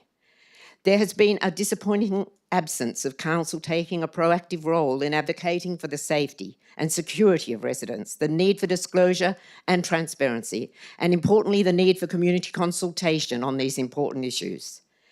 In reality, it didn't require a US trip at 14K a head, paid for largely out of ratepayer funds, to reach the conclusion that Defence and AUKUS lack social licence and ascertain what measures they would need to take. The resultant report, Building Defence Social Licence in the Perth Southwest region, by the Perth Southwest Metro Alliance, which includes, with respect, the city's mayor and CEO, clearly endorses AUKUS and reads like a PR spin for Defence. However, we acknowledge the recommendation that more needs to be done to consult and inform the community about AUKUS and its impacts, and that local governments are well placed to assist. For this reason, a logical next step is for this city to organise the proposed public meeting. It could provide an ideal platform for Defence and Australian Submarine Agency to share information, including on current and envisaged radiation monitoring and emergency procedures in case of a radiation leak, or should HMAS Sterling Cockburn Sound be targeted in the event of conflict. The envisaged start date of the new Naval Nuclear Power Safety Regulator to take over from APANSA. Details of past and current consultation with traditional owners and other groups and industries in Cockburn. Environmental impact assessments, justification for various measures being or not being taken, including to counter the excess demand on social services, housing, roads to accommodate the US personnel influx. Perhaps the neighbouring council of East Fremantle could be invited to share resources and organisational responsibility, including promotion. In the interests of community democracy and empowerment and safety, I request this motion be voted for by electors, and if passed, that it be favourably considered by the Fremantle Council. Thank you. Thank you. Adrian, did you wish to speak? I don't know from where Adrian would like to speak. Adrian, would you like to speak also from up here? There you go. Thank you. I'm Adrian Glamorgan from Whitegum Valley, and we've had a couple of meetings. The politics in the pub was full of people, and it was very live and active debate. And I was surprised by how many people got up in arms because the submarine and diplomat people there, they really didn't answer any questions. They fobbed us off and told us, trust us. And then we had a very lightweight report from the Perth Southwest Metropolitan Alliance. And it tells us that we need to build social licence, but it presumes that there is only one answer. And it's actually a bit short on details. I didn't feel that all the people who needed to be visited were included. So I had a look at San Diego, which was a clear one of the places that they went to find out what sort of problems did you have, what sort of complaints or concerns did you have when the Navy decided to extend its nuclear presence? And of course, they were concerned about nuclear weapons and nuclear reactors and radioactive waste storage and plenty besides, because the Navy decided to bump up its hazardous waste storage by 500% over a year, despite the fact that it had 80 hazardous waste violations previously. And that wasn't all. There were bombs on area beaches left behind. There was questions about toxic air and sea pollution, and the Navy, which claimed to be transparent, refused to talk about radiological accidents because they don't think it can happen. The Navy said it had a perfect safety record. I think I heard people from the council say that's what they were told when they went to San Diego. But when the people of San Diego asked, what about USS Guardfish, what happened there? Nothing happened there, apparently, because the Navy said it's all classified. They didn't want to talk about the coolant, the primary coolant that failed to circulate, which was causing the nuclear reactor to overheat. Luckily, it didn't do for too long, because if it had, it would have exploded. But Navy classified the event, and there was another time when the nuclear submarine accident was being discussed in Congress, and the Navy lied to Congress. Amazing. Another nuclear submarine. The reason I'm raising this is because we're asking you to vote to get more information, because we're not getting that information. Take the case of another nuclear submarine where the submariners were exhausted, overworked and tired, and responsible for mercury release in San Diego Bay. What is Council going to do about these kinds of incidents? The submarine commander had been fired for frequently falsifying records. This is a nuclear submarine commander in the US Navy, and allowing a drunk submariner to protect the nuclear reactor. When the Navy knocked back free stores of potassium iodide for the community, they said, well, we're never going to have an accident. And in 2006, the mayor of Yokosuka, which is Fremantle's sister city, left San Diego after being shown around, still very clear. He insisted that the US Navy should acknowledge the risk of a nuclear accident and plan for it. And so far as I know, they still refuse in Yokosuka to actually participate in full-scale emergency drills. Now, if you think that this was a long way back, some of these incidents were. In 2020, there was a fire in the San Diego Bay military docks area. Can you guess how long it takes for the US firefighters to put out a fire in San Diego Naval Base? If you guessed 5 days to put out that fire, you were right. 5 days with a untrained, poorly led, totally disorganised. This is in the naval report, ultimately what happened. This is within recent living memory. And I guess what we need to say is, let's get some answers. Let's be clear that when the US Navy says, oh, we've got a perfect safety record, that we actually speak to the population of San Diego and get some answers.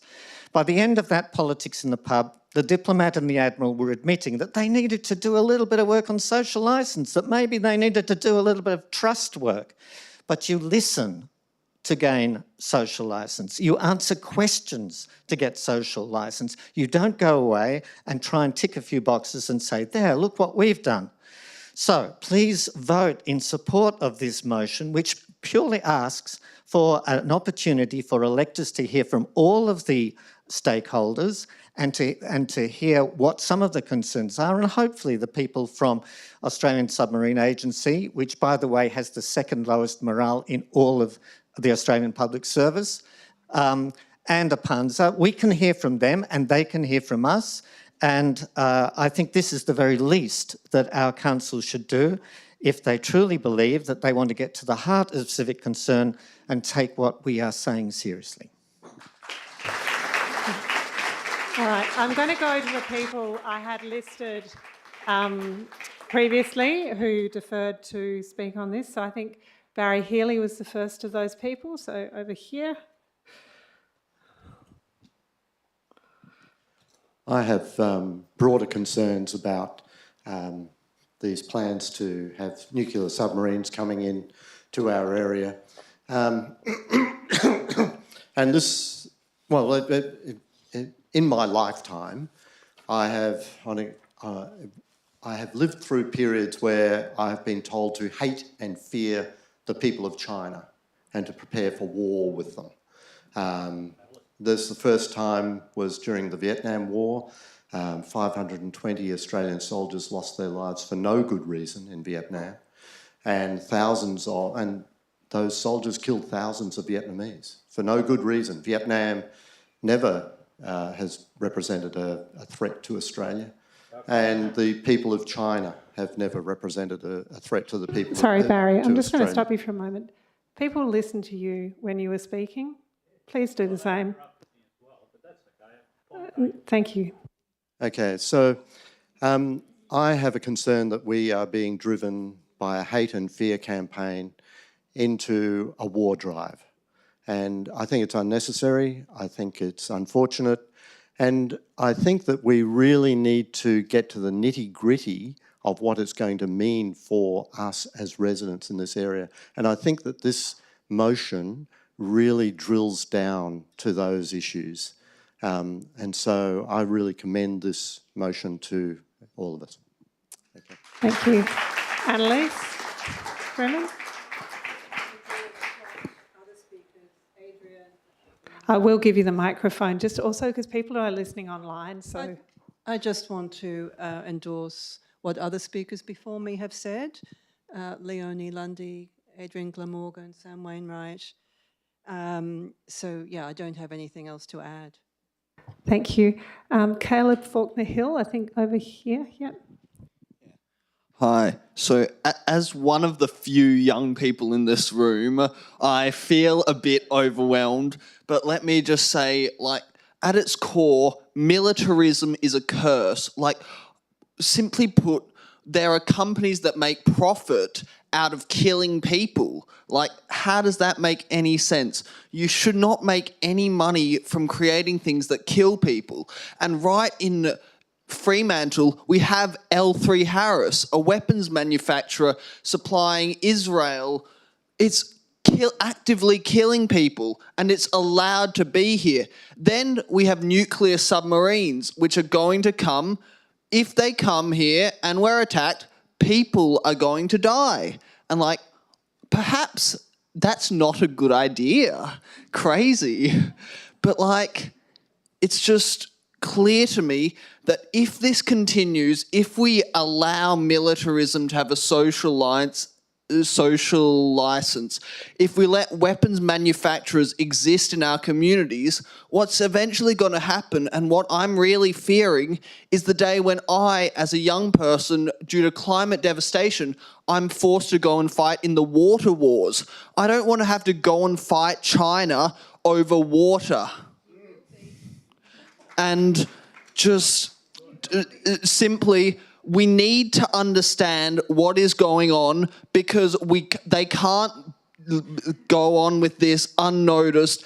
There can be no social license for militarism, and we need to make it clear that Freo should be a demilitarised zone, and we should not have weapons here.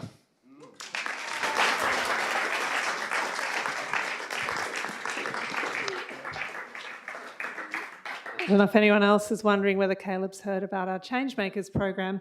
Okay, do we have further speakers on this motion? Yeah, you can speak on the motion. You don't have a right of reply. But if you wish to speak, you can. Good on the young fella for having a crack. That's good. It's good for democracy. Good. Well, no, he wasn't condescending. He was having his opinion, so give it a rest. What I would like to say on this motion is that our city officers and city have enough on their plate. This isn't in the council remit. It's going to take a lot of time, a lot of expense. And look, when I look at point 2B on the panel of, spokespeople, Stop AUKUS, Nuclear Free, all these various Marxist activist groups, which we know they are. A lot of them are attended today. We know that they are. But good on you. That's what war's all about. We fought for these sort of things. And that's the question on Vietnamese. We fought that for communism. So we're giving it a crack as well. So I would not support this motion because it's just a total waste of time. Josh Wilson's office is just down the road. He's got a nice fancy office. And go and do your protest down there and have some fun. Thank you. Excellent. Do we have any other speakers on the motion? Yep, Felicity. I'll just speak from where I'm sitting, if that's okay. Yeah, that's fine. Just name and postcode, which I've been failing Felicity to do. Townsend, 6160. Yeah. I'll just be really quick. I just want to clarify that this motion isn't about, so it's not people voting on whether they think that AUKUS should happen or shouldn't happen. It's about community consultation and information about something that is going to be on our doorstep. So I do have my own concerns about nuclear storage waste, storage of nuclear waste and lack of clarity around emergency procedures, but that's not what we're voting on. It's just about community consultation about this project and what it means for the community. Thank you. All right, and we've got another speaker over here on the AUKUS motion. Yep. Just a quick question, Adrian. Who was monitoring the radiation in San Diego? Was it done by private person or by the military? So I can't invite Adrian to speak again, but what I would suggest is that because Leonie Lundy is able to close as the mover, perhaps Adrian might help her answer that question. Do we have any other speakers on the AUKUS motion? Yep, Mark Woodcock at the back. Sorry, I didn't grab your name before, but anyway, we'll come back to it. Mark, yeah, just a quick question to probably the CEO or one of the officers. What do they think this would cost to put together, and what is the likelihood of, if they spend hundreds of hours doing it, they'll actually get somewhere? Yeah, I think what we would do is maybe debate this motion, and when it comes to council, it will have an officer's recommendation with it, and I would expect that would include any financial implications, so we won't try and answer that off the cuff tonight. All right, so if there's no further speakers, I'm going to go back to Leonie to close.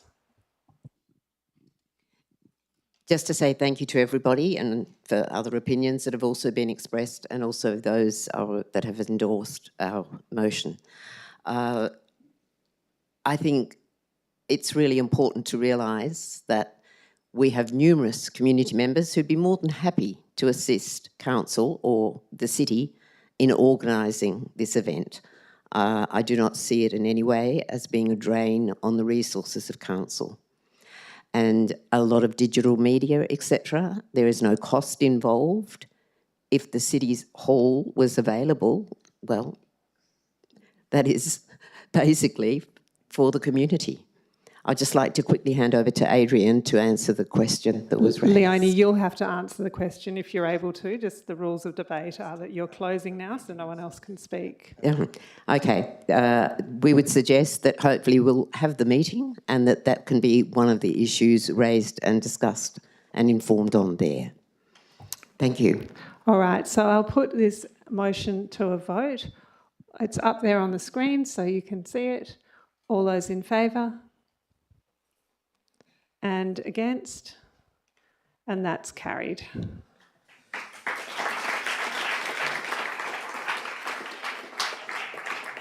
The next motion I have is from Dominique Mimnar. So, Dominique, do you have a seconder for your motion that you know of yet? Say Heather Wright. Excellent. Okay, so if we can get a microphone to Dominique.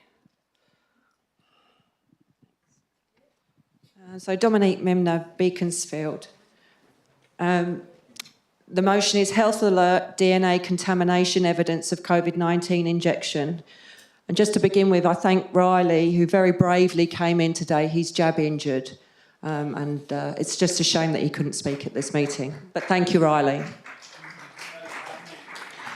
This is seconded by Heather Wright, that the electors of the City of Fremantle request that the Council instructs the Chief Executive Officer to write to the following: the Prime Minister, the Commonwealth Minister for Health and Aged Care, the Commonwealth Department of Health and Aged Care, the Chief Health Officer, the Commonwealth Health Secretary, the WA Premier, the WA Department of Health and the WA Minister for Health. So 1, to urge the immediate suspension of the use of all COVID-19 vaccines in Australia. 2, to engage a body of qualified experts, including the Chief Health Officer and the Gene Technology Technical Advisory Committee, to conduct a comprehensive science-based evaluation of emerging evidence regarding synthetic DNA contamination in the Pfizer and Moderna COVID-19 vaccines. 3, to investigate excess deaths and hospitalisations in Western Australia following vaccine rollout, specifically prior to the reopening of state borders and over the longer term. This motion addresses widespread concerns raised by members of our community regarding vaccine safety, transparency and public health outcomes. As representatives of this community, it is your role to ensure these voices are heard and that concerns are elevated to the appropriate decision makers. By naming specific leaders and health authorities, we ensure that these issues reach those with the authority and expertise to take meaningful action. While public health may be seen as a state of federal responsibility, the well-being of our residents is at the heart of local government's purpose. Councils regularly advocate on matters impacting the health, safety and quality of life of their communities, whether it's related to environmental risks, urban planning or social programs.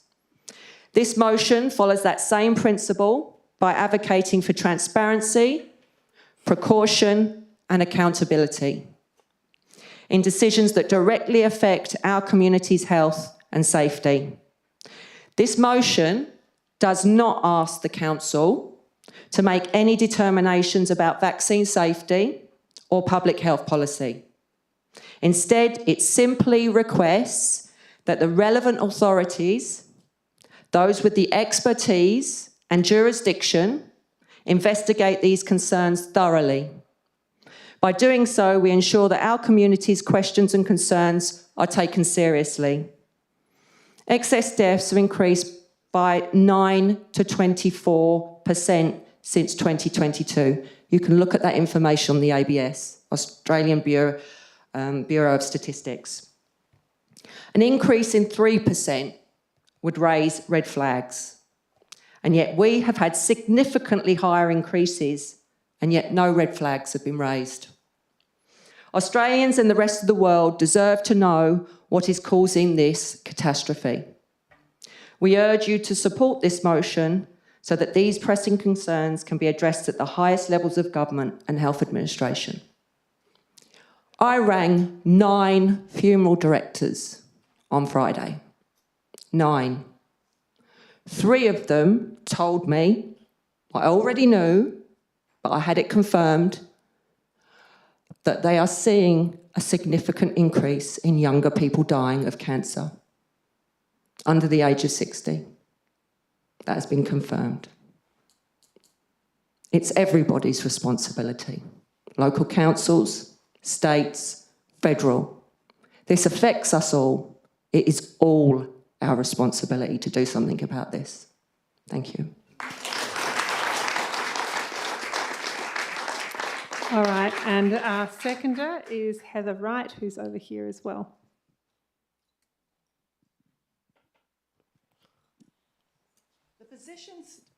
The position statement on health and wellbeing on the City of Fremantle website uses the phrases evidence-based decision-making processes.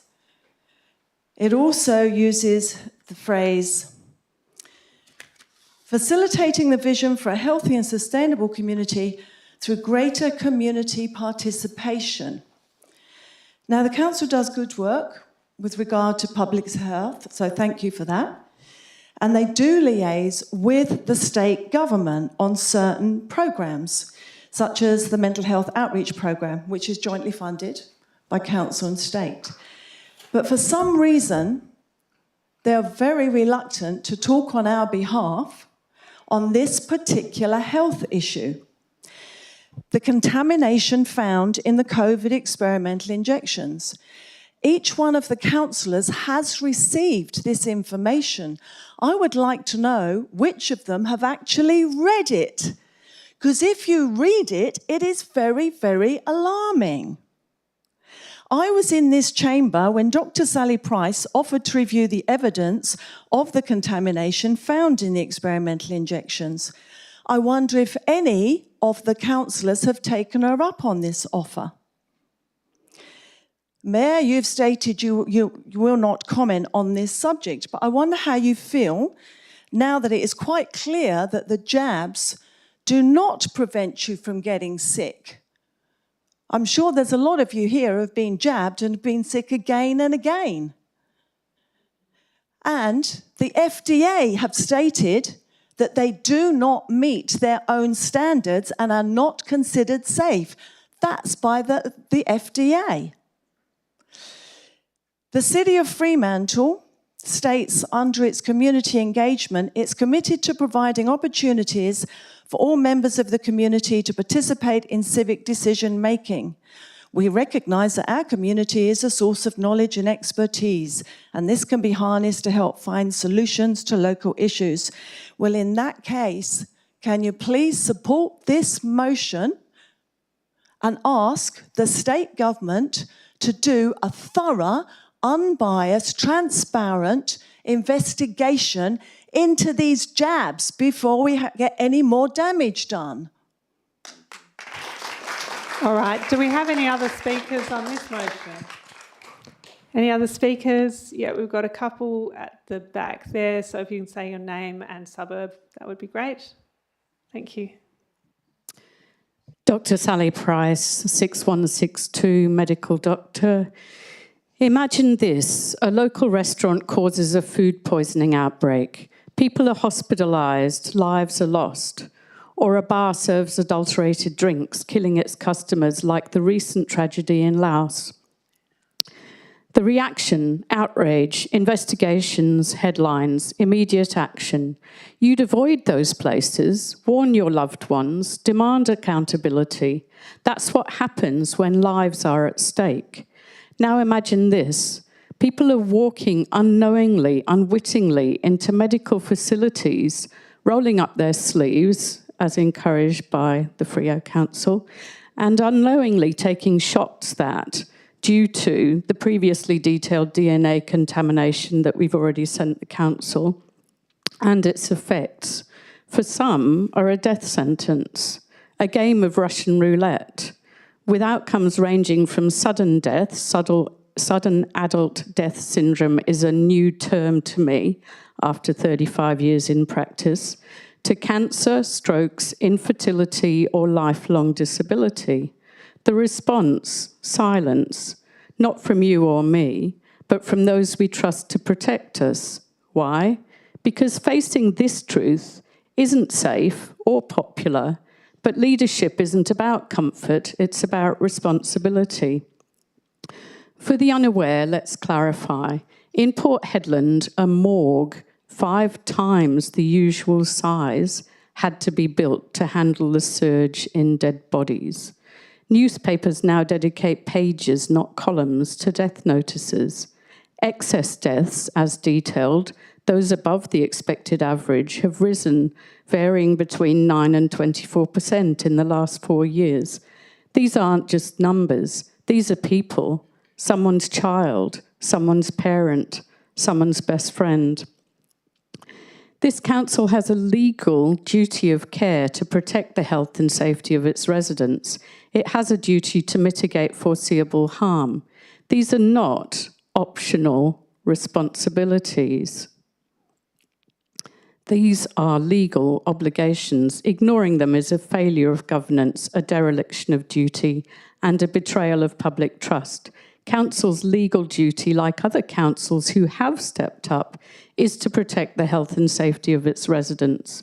Leaders in councils across Australia are stepping up. Why not here? Why not now? We are at a tipping point. Will this council choose to uphold its duty of care, or will it protect its image at the expense of lives? I ask you, not only as a qualified medical doctor, but as a fellow human being, to stand for truth, stand for action, and stand for the people you were elected to serve. All right, we've got a lady up the back there. Thanks. My name's Sally, 6162. I'm a nurse. I'm going to dedicate this to my father, who's died from a COVID-19 experimental drug on the 16th of February 2023, and I'm glad that Riley's here as well. Tonight, you've been presented with some information, overwhelming evidence of the harms of the COVID-19 experimental drug.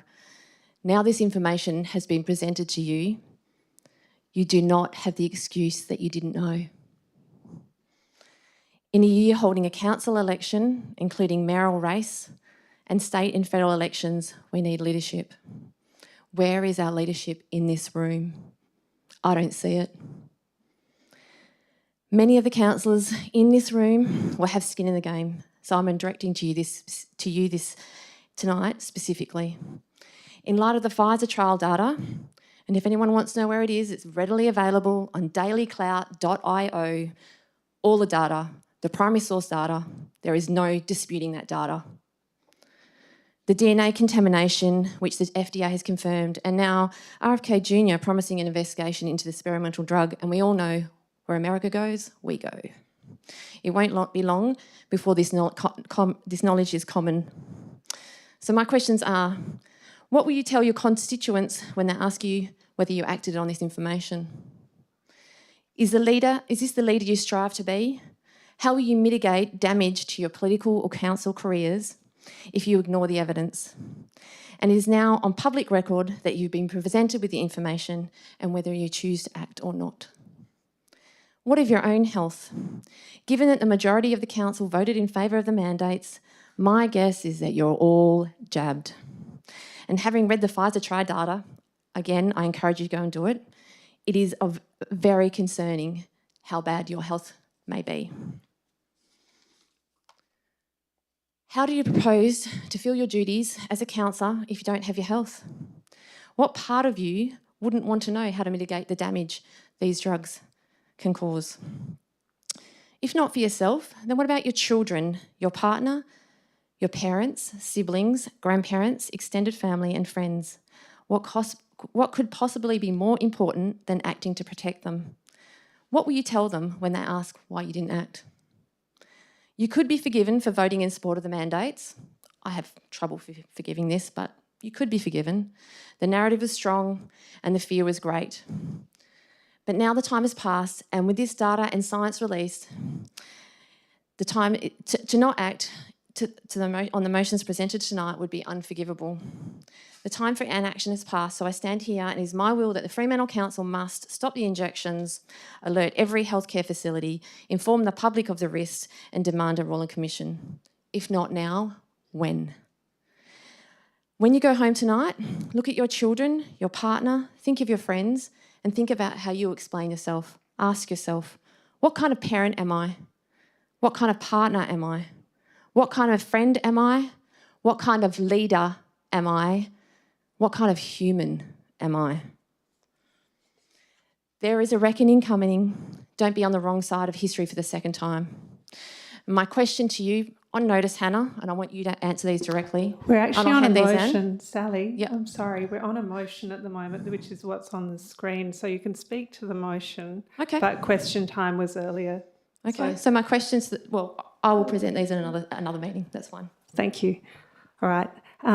Do we have further speakers on the motion? All right, I'll go to Dominique Mim now to close then, if she wants to. Otherwise, we can go to a vote.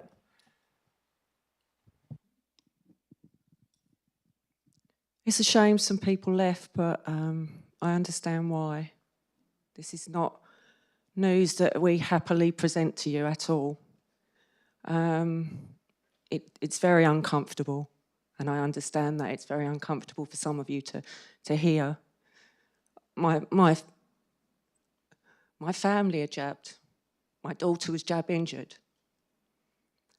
My uncle had a stroke. My father lost the use of his legs for 2 weeks. No one can explain why. My beautician friend collapsed after her second shot. Her child, who she didn't know she had, she didn't know she was pregnant at the time, has nearly died twice. Unexplained. We really need some answers, and I beg you to pass this motion. But most of all, I beg the council yet again to do something. Other councils around Australia have passed this motion. They have had the jurisdiction, the compassion to do something about it. I ask Fremantle to do the same, please. Thank you. All right, so we'll put that one to a vote. All those in favour of the motion as printed on the screen, and those against, and that's carried. And we've got a final motion that we've received, and so if you thought you were moving a motion tonight and you have not submitted it yet, you've got the time of one more motion to do so. The final motion received is from Mei Ring Chen. So Mei Ring, do you have a seconder for your motion? Dominique? Yep.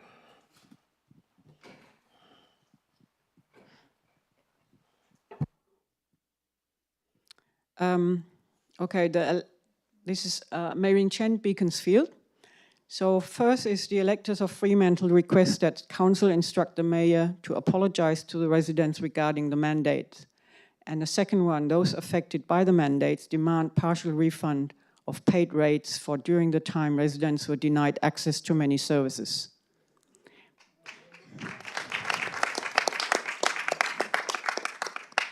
Pfizer and FDA have requested to have the findings locked away for 75 years. However, the judge has ordered the FDA to release the document. Altogether, 450,000 pages were dumped. 3,250 highly qualified doctors, nurses, lab technicians, pathologists, and forensic pathologists helped to go through the data and compiled the book, the Pfizer papers. One of the papers of which I found a redacted version on the internet in December 2021, and the unredacted version in April 2022. The trial for Pfizer experiment COVID injections based on temporary authorization were from 1st of December 2020 to 28th of February 2021, only 3 months. During this time, 1,223 participants died from the injections. Many experienced side effects. Getting COVID is one of the side effects from these injections. The most shocking findings were the 80% loss of pregnancies, and yet pregnant women were and still are encouraged to get these shots. On the last 9 pages of this report, you will find Appendix 1, where around 1,200 side effects are listed. Just to remind everyone, that general population has less than 0.1% chance to die of COVID. In 1976, swine flu vaccination was suspended after 25 people died. On the 10th of October 2022, Janine Small, Pfizer's president of International Developed Markets, admitted to the EU Parliament that Pfizer did not test the vaccine for preventing transmission of COVID prior to it being made available to the public. It is estimated that worldwide, around 5 billion people receive various types of COVID shots, 15 to 17 million have died, up to 60 million are now disabled, and 500 to 900 million experience side effects. The children were not spared. The mayor pushed hard to get everyone injected with this poison. Worldwide, no healthy child died of COVID-19. A new study published by the American Heart Association found that 98% of all cases of myocarditis among children are due to the mRNA COVID-19 injections. It is not normal for babies, toddlers, children, and young adults to die of heart attacks. Mainstream media is normalizing heart attacks in children. Infertility is also going to be a big issue in the future of these youngsters. In December 2024, the US court ruled again that the FDA has to release another lot of over 1 million pages. Who knows? These pages might shed some light on the DNA contamination and SV40 promoter and the future health issue. And I would like to end with this. Errare humanum est, perseverare autem diabolicum. To err is human, but to persist is diabolical. Okay, Dominique, do you want to speak on this one as well? Do we have any other speakers on this motion? Okay, Andrew Lower-Beekes. I'd like to speak for the motion, and in specific, the point 2 there. I think that's fantastic because, as my hat says, we're customers of the city as ratepayers, and through the pandemic period, we had no respite at all for our rates. But what we did see is a lot of businesses, a lot of political aligned organisations had rates dispensations. We got nothing. In a cost of living crisis, which has led through that, we've still seen no respite from our rates. We're just seeing year after year massive increases, and I can't see that abating after the Pettit's Palace, the Taj Mahal was built. We're still paying for that and paying for every other activist cause that's coming forward. I'd like to see us go back to actually our core knitting, and this is one of them, so I'm all for it. Thank you very much. All righty. Any other speakers on the motion? Maria Vusic in the front row, you've got a microphone. I'll be very quick. To that second point to that motion, we forgave thousands of dollars during that period for people who were renting and leasing our buildings. We wrote it off. Now, whether that's right or wrong is another matter. But I can't see that there was any ratepayer who put their hand up and said, hey, you shut down the services. Well, actually, the whole city was shut down. How about you pay me back the 3 months or 6 months, whatever it was, in my rates? I just think that would be fair and equitable. So I don't have a problem with point 2. So we're going to let Mayreen close now? Most of the things have already been said by other speakers. But what I'm appalled about is that in December 2021, I was able to find that Pfizer document online and was able to find out how dangerous those shots are. And none of you apparently did any research to find out what is actually going on and just blindly rely on what the government is telling you. Alrighty, so we'll put this one to a vote. All those in favour of the motion on the screen and against, and that's carried. And I believe we've received a motion from Elizabeth Megros and one from Maria Vusic, and I will be disappointed if one of those is not a motion of no confidence. So, Elizabeth.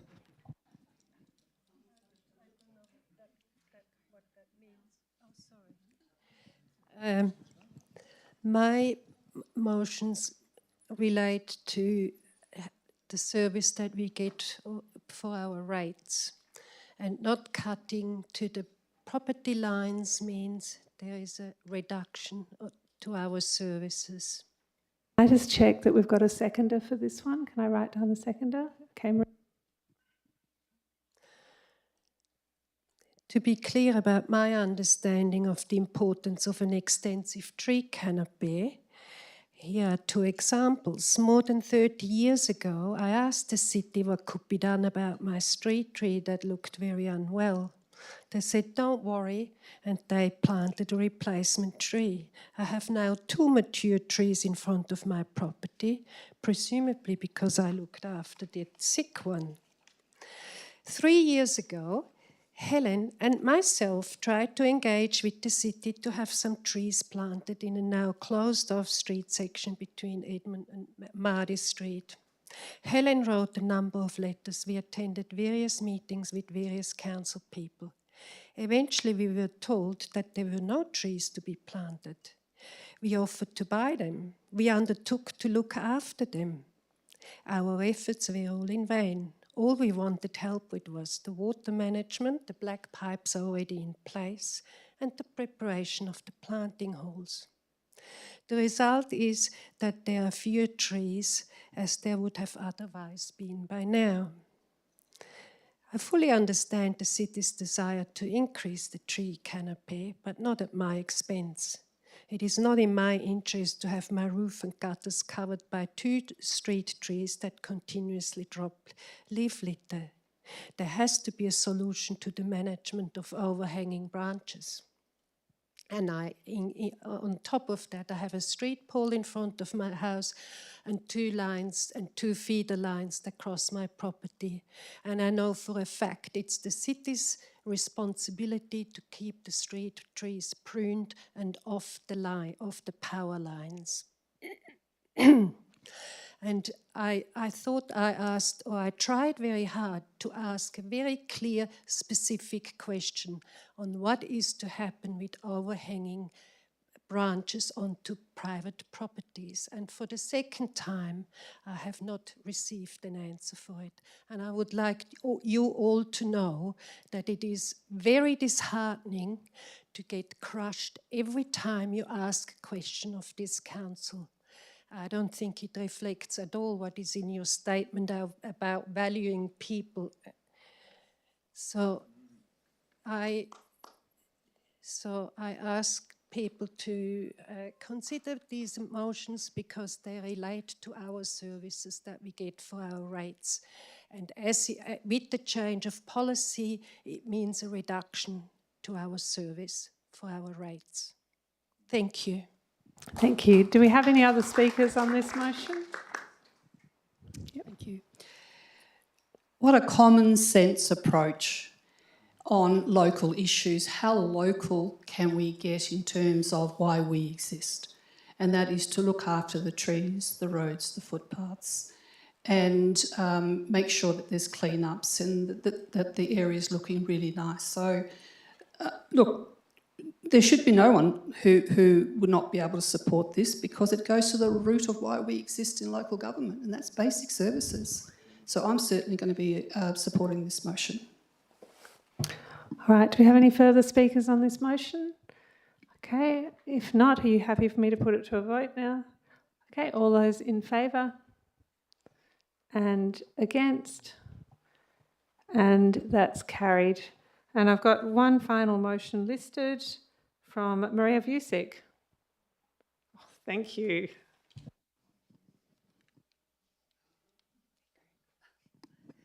Thank you. Gives me no joy to do this second year in a row, but I guess someone's got to do it.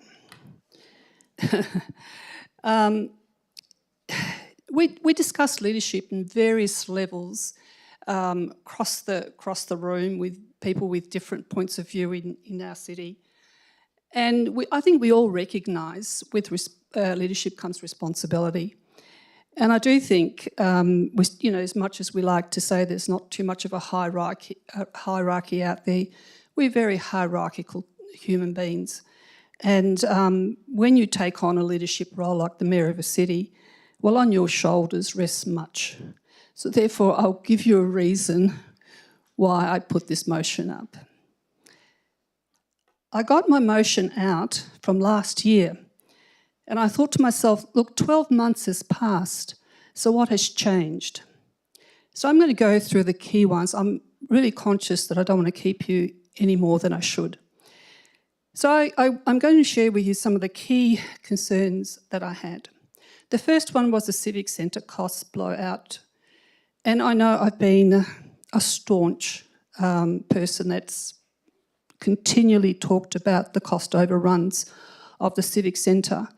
And so I should be, simply because 45 million was the project cost, 63 million was the audited, and that was 2023.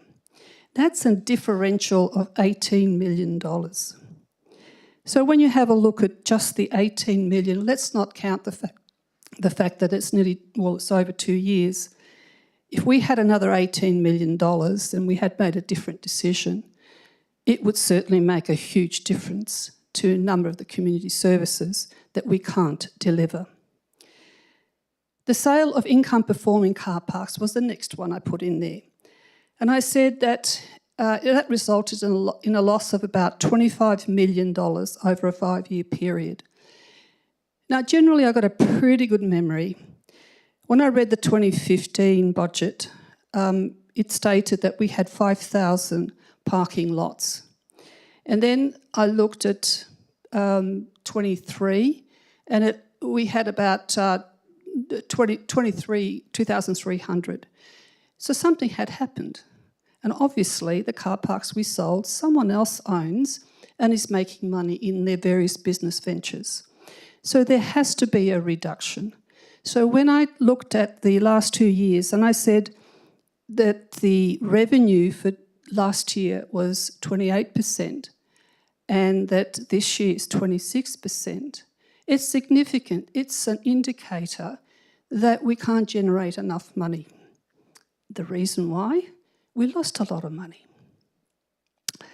But the one that I didn't put in there... Maria, did we get a seconder for this?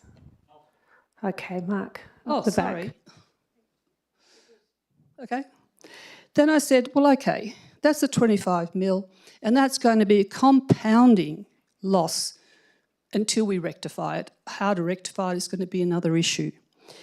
The one that's very glaring was, if we have a look at the Henderson car park, it has 843 bays, and that was sold for $16.5 million to make this building possible. At the same time of that sale, there was a market sale of Colley Street car park, and they have 440 bays, and it was sold for $38 million. Now, if we use that average cost of each bay, we would have lost, in that one transaction, $50 million. No one's talking about that. But it's evident in everything that we do financially and what we can afford and what we can't. It was a huge opportunity cost of $50 million in the expenditure of the city. So far, if we have a look at 18 million and 50 million, that's 68 million. Now, the South Beach toilets, this is what I said about the South Beach toilets. I said the financial mess of the South Beach toilets and change room project is indicative of the financial mismanagement coming from this office. I said that the project cost at the time was $3.3 million. Are we cracking on with the project? Of course not. We are building inadequate makeshift facilities costing hundreds of thousands of dollars just for this summer. Remember, that was 12 months ago. We should add that cost to the total project cost of South Beach. We've already exceeded it. Okay, I'm going to skip that one. The other one that I think is really important for me, I actually, as a councillor last year, I supported the budget for South Beach toilets, even though it was exorbitant, even though there were plenty of examples in local government where better use of money was achieved with facilities, particularly in toilets and change rooms. Simply because I was given unequivocal guarantees that it's not going to exceed the cost and it would be built in 12 months. That hasn't happened. Okay, I'm going to skip that. Now I'm going to come to this year's budget. Mayor Fitzharding did a press release in July 2024, and she said that our operational costs were 110 million were allocated to operational costs. But if you have a look at the 2024 financial statements, it's only 88. So once again, this is what's annoying about numbers, is where did the 22 million come from? It's just fudged to make the number look bigger. Capital projects. The budget allocates $19 million. This was in the press release for capital projects in this budget. I will guarantee you will not exceed between 6 and 8 million. The same excuses is going to happen. So why do we persist in saying that you'll do 19? You haven't got the money. Because we did a spreadsheet over 8 years, we plugged in those numbers, and your average capex expenditure was 6.3. So I know you're not going to do much better than that. Maybe 8, but not 19. So it's that insistence of, once again, putting figures up and doing budget amendments, and they're not real. It's already been covered that Quarry Street is no longer on the market, so you have a shortfall. You don't have a balanced budget. It's 4.5 million. So if we have a look at all up and we tallied up these figures of the fudge, 37.5 in this year and 50 for that one asset that was sold for 16.5, what you could have got on the market if you had sold it is 87.5 million. Now, it's a big number. Everything that the city does, I commend you on your business plan. It's pretty, it's colourful. If I was on the other side of the room, I'd be probably doing the same thing. Who wants to admit to this? And yet, if we are going to move forward and do something for our city that's going to make a difference, we're going to have to come to a Jesus moment that we have lost a lot of money. I've estimated 87.5 million. Happy to have another look at it, but I'm not wrong. So, on a positive note, there is a silver lining in this budget. You've got $2 million for the safety service that we pay. Now, think of the cat bus. We lost the cat bus because we couldn't be bothered coming up with a third of the money, 380,000 odd, simply because we didn't have it. It's as simple as that. It's the $87.5 million that was lost. That's prevented us to be able to support our cat bus after 20 odd years of service. And the explanation was, don't worry, the Transperth will put on the buses, which they did, but it's not a service for service. We've got a public transport system. We'll never replace the cat bus service. It's quite unique and the tourists loved it. So what I'm saying is, you can save $2 million. Just go to the state police and say, do our safety as you should. Just what you did with the Transport Minister. Hannah, there's a job. Go to the police department and say, we're not going to support $2 million of ratepayers' money to be pretend safety people because you've got no power, and that's a fact. So you can save $2 million. They're all the reasons why leadership has responsibility. In this case, it's a financial responsibility that's going to impact a couple of generations simply because we're not grappling with it. Thank you. All right, do we have any other speakers on this motion? Okay, Andrew Lower-Beekes, does the seconders happy not to? Yep. Cool. I'll be really brief because I know everyone wants to get home, including me. But I'm going to do something unusual. I'm going to actually commend the Mayor for something, which is a little bit rare, isn't it? But back in, I think, about 2017, during your mayoral campaign, you made a pledge that you would lobby your Labor friends in the state government to take ownership of the Roundhouse, or at least get some funding. I don't know, what are we now, 2025 or something? Haven't heard boo of it. So I commend you because I agree with you.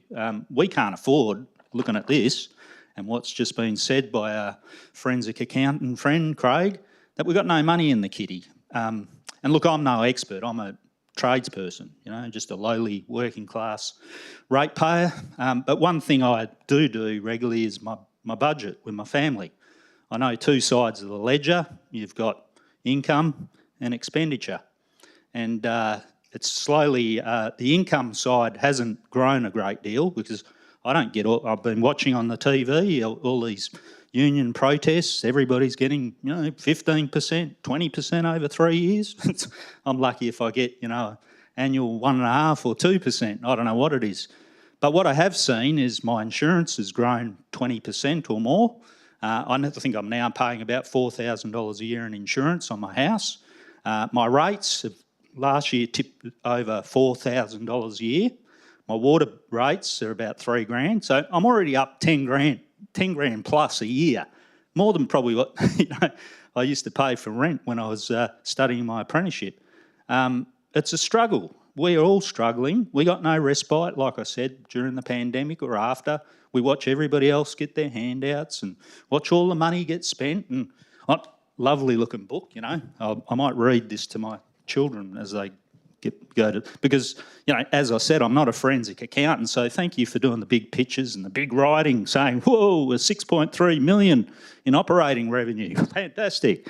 There must be something there to give us a few crumbs, maybe a little bit of respite on our rates, maybe not put it up 5-10%. Let's maybe give us a little bit off, as per the previous motion. So I'm just saying I'll support this motion only in the fact that I did think, you were off to a good start. You were going to, at least take the Roundhouse burden off us, state heritage asset, something I think the state should do. All our tourists from overseas come into the port and love to go to Rottnest, love to learn about our Indigenous heritage, love to learn about our colonial heritage. Let's give it back to the state. Let's see if you can keep that promise at least. But I support the motion. Thank you. All right, we'll put that one to a vote. With Craig and Mark, so Mark can have preference because he was... And while you're giving him the mic, we'll do a quick fact check. I was elected in 2021. I think 2017 was when Mr Lower-Beekes was running against me for Beaconsfield. Over to you, Mark. Thank you. The motion is what it is, but I'd just like people to think that years ago I went to council and we asked about the long-term financial plan and everyone said, yes, we'll be onto it. But here we are at 2025, that plan is expired and we don't see a plan in front, but we do hear that our leisure centre car park is on the books for sale. That's a parking place, that makes revenue. Now, we've seen from the history of Fremantle, every time the council sells parking, we lose revenue. What happens? They put up your rates.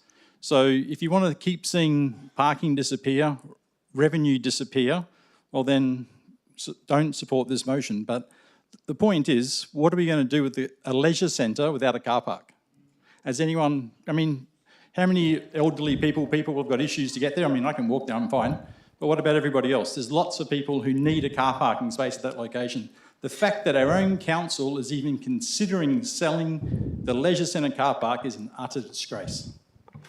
I will for anyone who's interested, we might get officers to clarify that in more detail. It might have given a misleading impression that there wouldn't be parking at the car park in any redevelopment or sale. Of course there would be, it would be built over.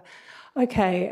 Very quickly. Craig, I will remind everyone that we do have a motion that we are broadly debating. Thank you. Yes, to support the motion. You notice in FY24 the investment properties were revalued by 40%. So you think of that lost opportunity, you've sold off, you've lost the income producing assets and you've lost the capital gain of 40% of the properties that you sold to fund this civic centre. A massive opportunity cost loss. Sounds like we better check how they do it in the Netherlands. All right, should we put that one to a vote? All those in favour and against, and that's carried. Thank you for coming back in for that one. That was interesting. All right, so that's all the motions we have on the agenda. So that brings us to the closure of tonight's meeting at 8:26 p.m. Thank you very much.